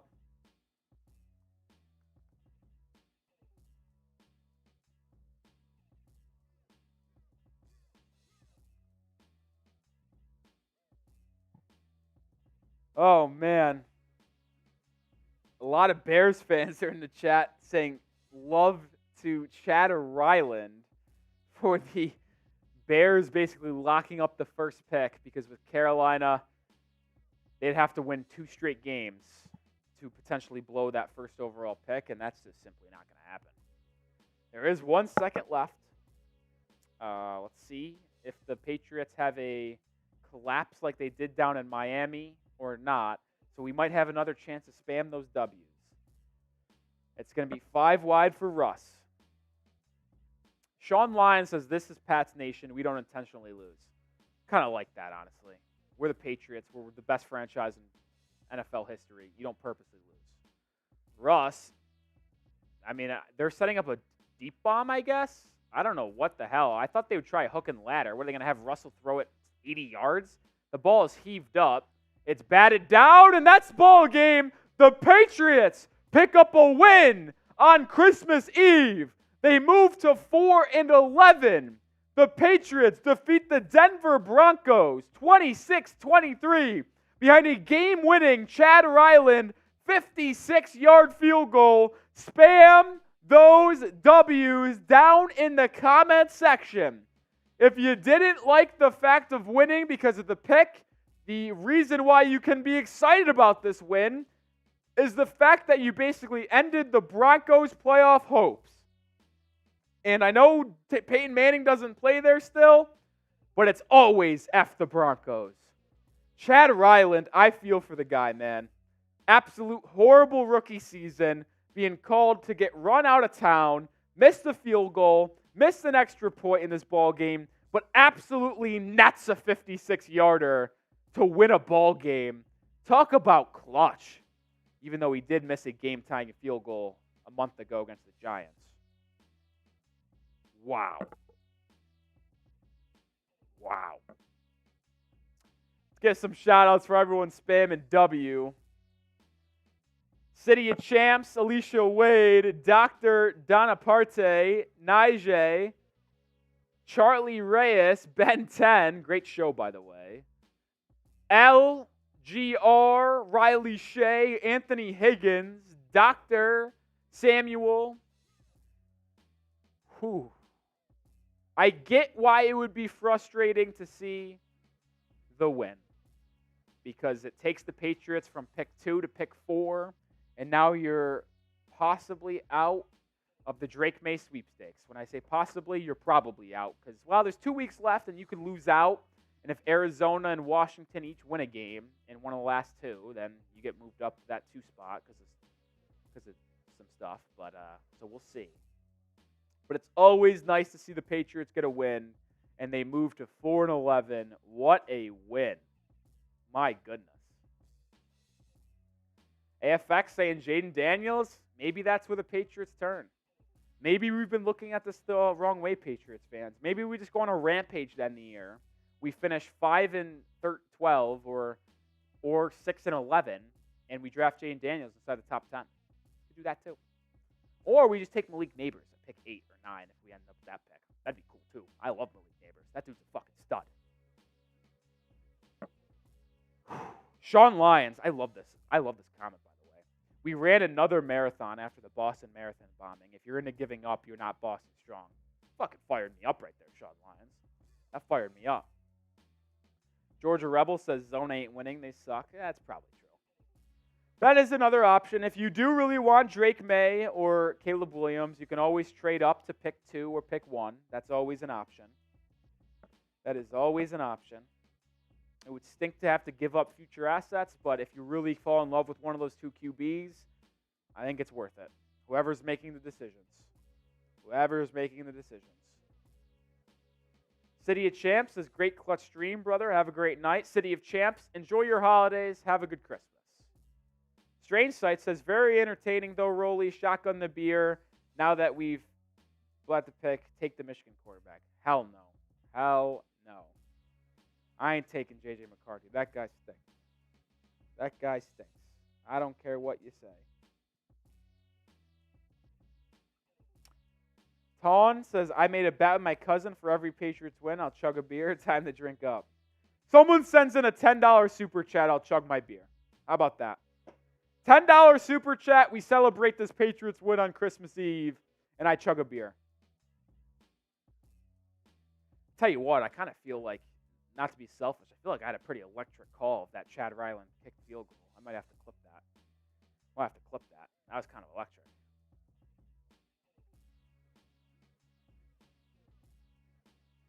Tim Johnson asks, how do we pick 4 when we lost to Washington? It's actually a great question.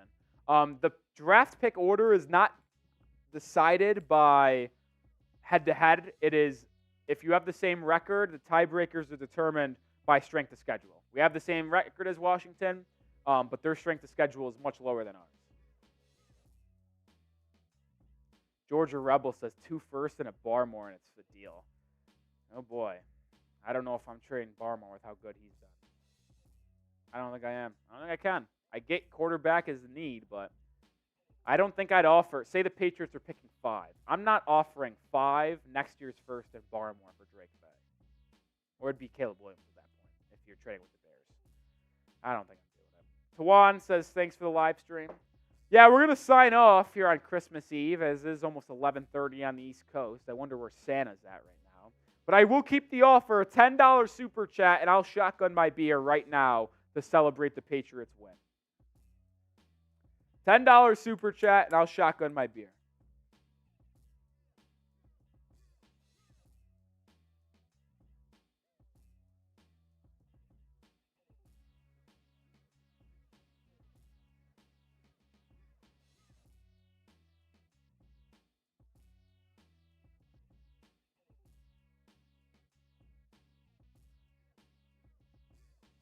S-Pod says delusional commentary.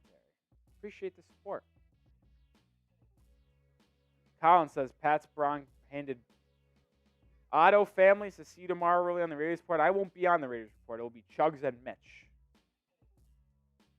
Carter Raymond's in the building, says I'm unhappy, Rolly. I'm sorry that you had to have your season ended by Bailey Zappe and Chad Ryland. And to be honest, I still don't know if I am happy that the Patriots won. I will say it's always nice to see Patriots win ball games, especially with how bad it's been lately. But I'm with my family tomorrow, Otto. I can't come by. Not working tomorrow. Yeah, I'm in between. Listen, it's hard to root against your favorite team, but locking up the number 2 pick in Drake May would have been nice. Chad says, I hate Bill now that we will win 6 games. Listen, I'll say this. I do not think the Patriots win the next 2 games. As crazy as it sounds, I do not think the Patriots will stroll into Buffalo and beat the Bills, who are fighting for a playoff chance, considering New England already beat Buffalo this season. You really think the Bills are going to get swept by the worst Patriots team in 25 years? I don't see that happen. Jesse says, thank you. The Raiders can now sneak in. The Raiders still have a playoff chance? If they win out, do they still have a chance? Would they be 9-8? I guess they do still have a chance. Slim chance. But Otto family says, have a Merry Christmas. Glad y'all can help our chance for the playoffs. Appreciate it. AFX says, any given Sunday, beat the Bills for me. Go Browns. I'm with it. Listen, if you're gonna play yourself out of a top 2 pick, and if I'll say this right now. If the Cardinals and Commanders, if you told me the Cardinals and Commanders are going to lose their final 2 games, and the Patriots, even if they lost out, finish with the 4th overall pick, I would rather beat the Bills next weekend and beat our rival and hinder their ability to make the playoffs than finish in the top 5. I would rather finish with the 7th or 8th pick and beat the Bills next week if I can't finish in the top 2. It's absolutely how I feel. Go beat Buffalo in Buffalo, finish with the 7th, 8th pick Malik Neighbors, I don't give a shit, and just end Buffalo's playoff chances. If I can't get number 2, I don't give a shit. Because to me, there's no difference between 2 or 3 and then 7 or 8. I really don't think there's a difference. Because you could probably get one of the old tackles at 7 or 8, and if not, you could probably get Malik Neighbors at 7 or 8, who's a stud. So I really don't give a shit.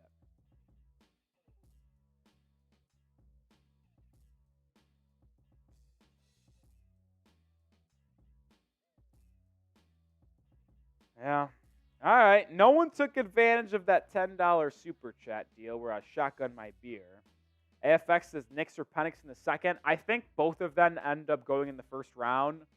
But I would be all in on Michael Penix. If Michael Penix was there, if we drafted Malik Neighbors at like 8, say we had the 5th pick, we take, okay, say, for example, we beat the Bills, we finish with the 7th pick. Or we split 1-1. We beat the Jets at home or we beat the Bills. We go 1-1 either way. We finish with the 7th or 8th pick. You take Malik Neighbors at 7 or 8, and then you trade up in the 25, take your 2nd round pick, and maybe some like your 2nd and 4th or 5th round pick to get up to 25, take Penix, I'm in. I fucking love Michael Penix. That dude can sling the rock. I know he's a lefty. Doesn't matter. That guy can sling it. I know he's got injury concerns, but dude's got a cannon.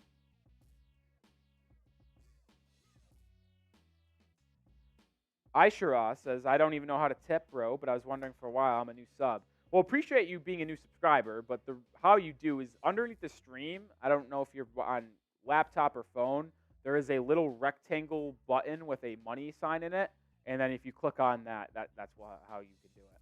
Stay live for about 2 or 3, 4 minutes, and then I got to go film that post-game video and get it out, which I already know what the thumbnail is, and I know what the headline is, too, as well. It's going to be a good video. That is possible. Jaden Daniels at 6 or 7 is absolutely possible. Colin says, I had a Pats fan tell me Zappe is Brady 2.0.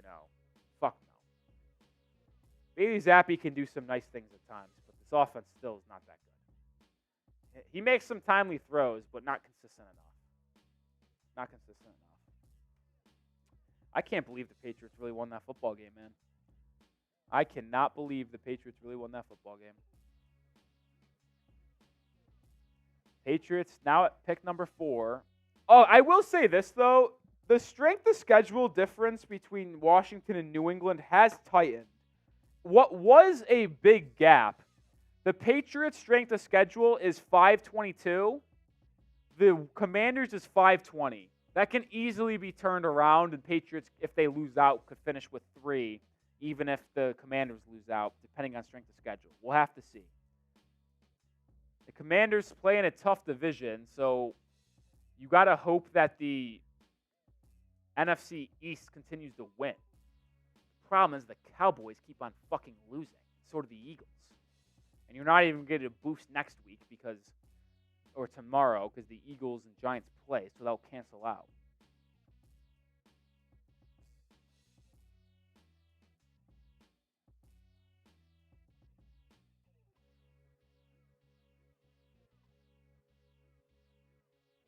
Jesse with that's exactly how I feel towards Bailey Zappe. Good backup, starter, very shaky.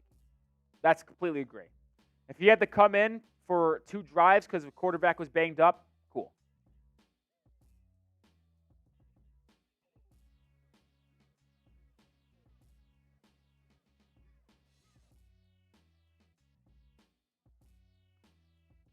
All right, I'll give it a minute. I see the time on the clock, 1 minute, and then we'll sign off.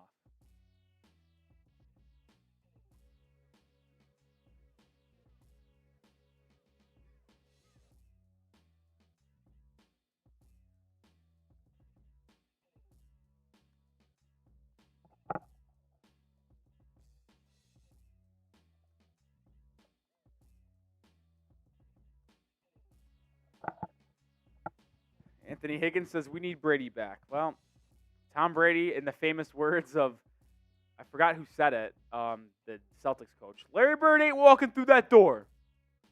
That's us. Tom Brady ain't walking through that door. Scott K says, Rolly, see you Tuesday on Bears Chat. I'll see you Tuesday.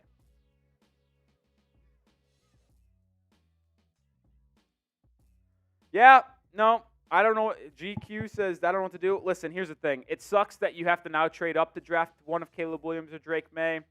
But here's the thing. Patriots know they need a long-term franchise quarterback. If they view Drake May or Caleb Williams as that franchise quarterback moving forward, then just fucking trade up and draft them. Who cares? I know it's not ideal that you have to waste future talent to draft and future assets to draft one of those quarterbacks to move up 2 spots. But if you believe that that is the player that can be the quarterback of the future for New England, then you trade up and fucking do it. You do. You do. And who knows? You might only have to trade up one spot. Like Arizona holds the number 2 pick. What are they going to do with Kyler Murray? Are they going to draft a QB at 2? Probably not. So you probably trade up to 2 to get Drake May, or you trade up to 1 for Caleb Williams. And then if Cardinals pass on Caleb or Drake May at 2, is Washington going to take him? Probably lean that way, right? But like maybe you can convince them that they run it back, and you trade them you trade up to the 3 spot. A lot of possibilities. We won't know what those possibilities are until the end of the season. But for now, signing off. Appreciate the 7,000 people that watched today's stream in totality. Appreciate all the real ones who stayed out for most of the stream. There was a lot of you guys. And I hope all of you have a good Christmas tomorrow. Hopefully you spend it nice with your family, watching some NBA basketball, watching some NFL football, 3 football games, 5 NBA games. I'll be spending it watching with my family as well. Everybody in the chat, the 100 people you watching, have a good Christmas. Have a good holidays. Thanks for sticking with me on Christmas Eve. It was a fun one. It was a blast. I wouldn't trade it in for the world. Peace out, Patriots fans. No, it was a tough win for the draft order, but it's always nice to see a Patriots win. Till next time.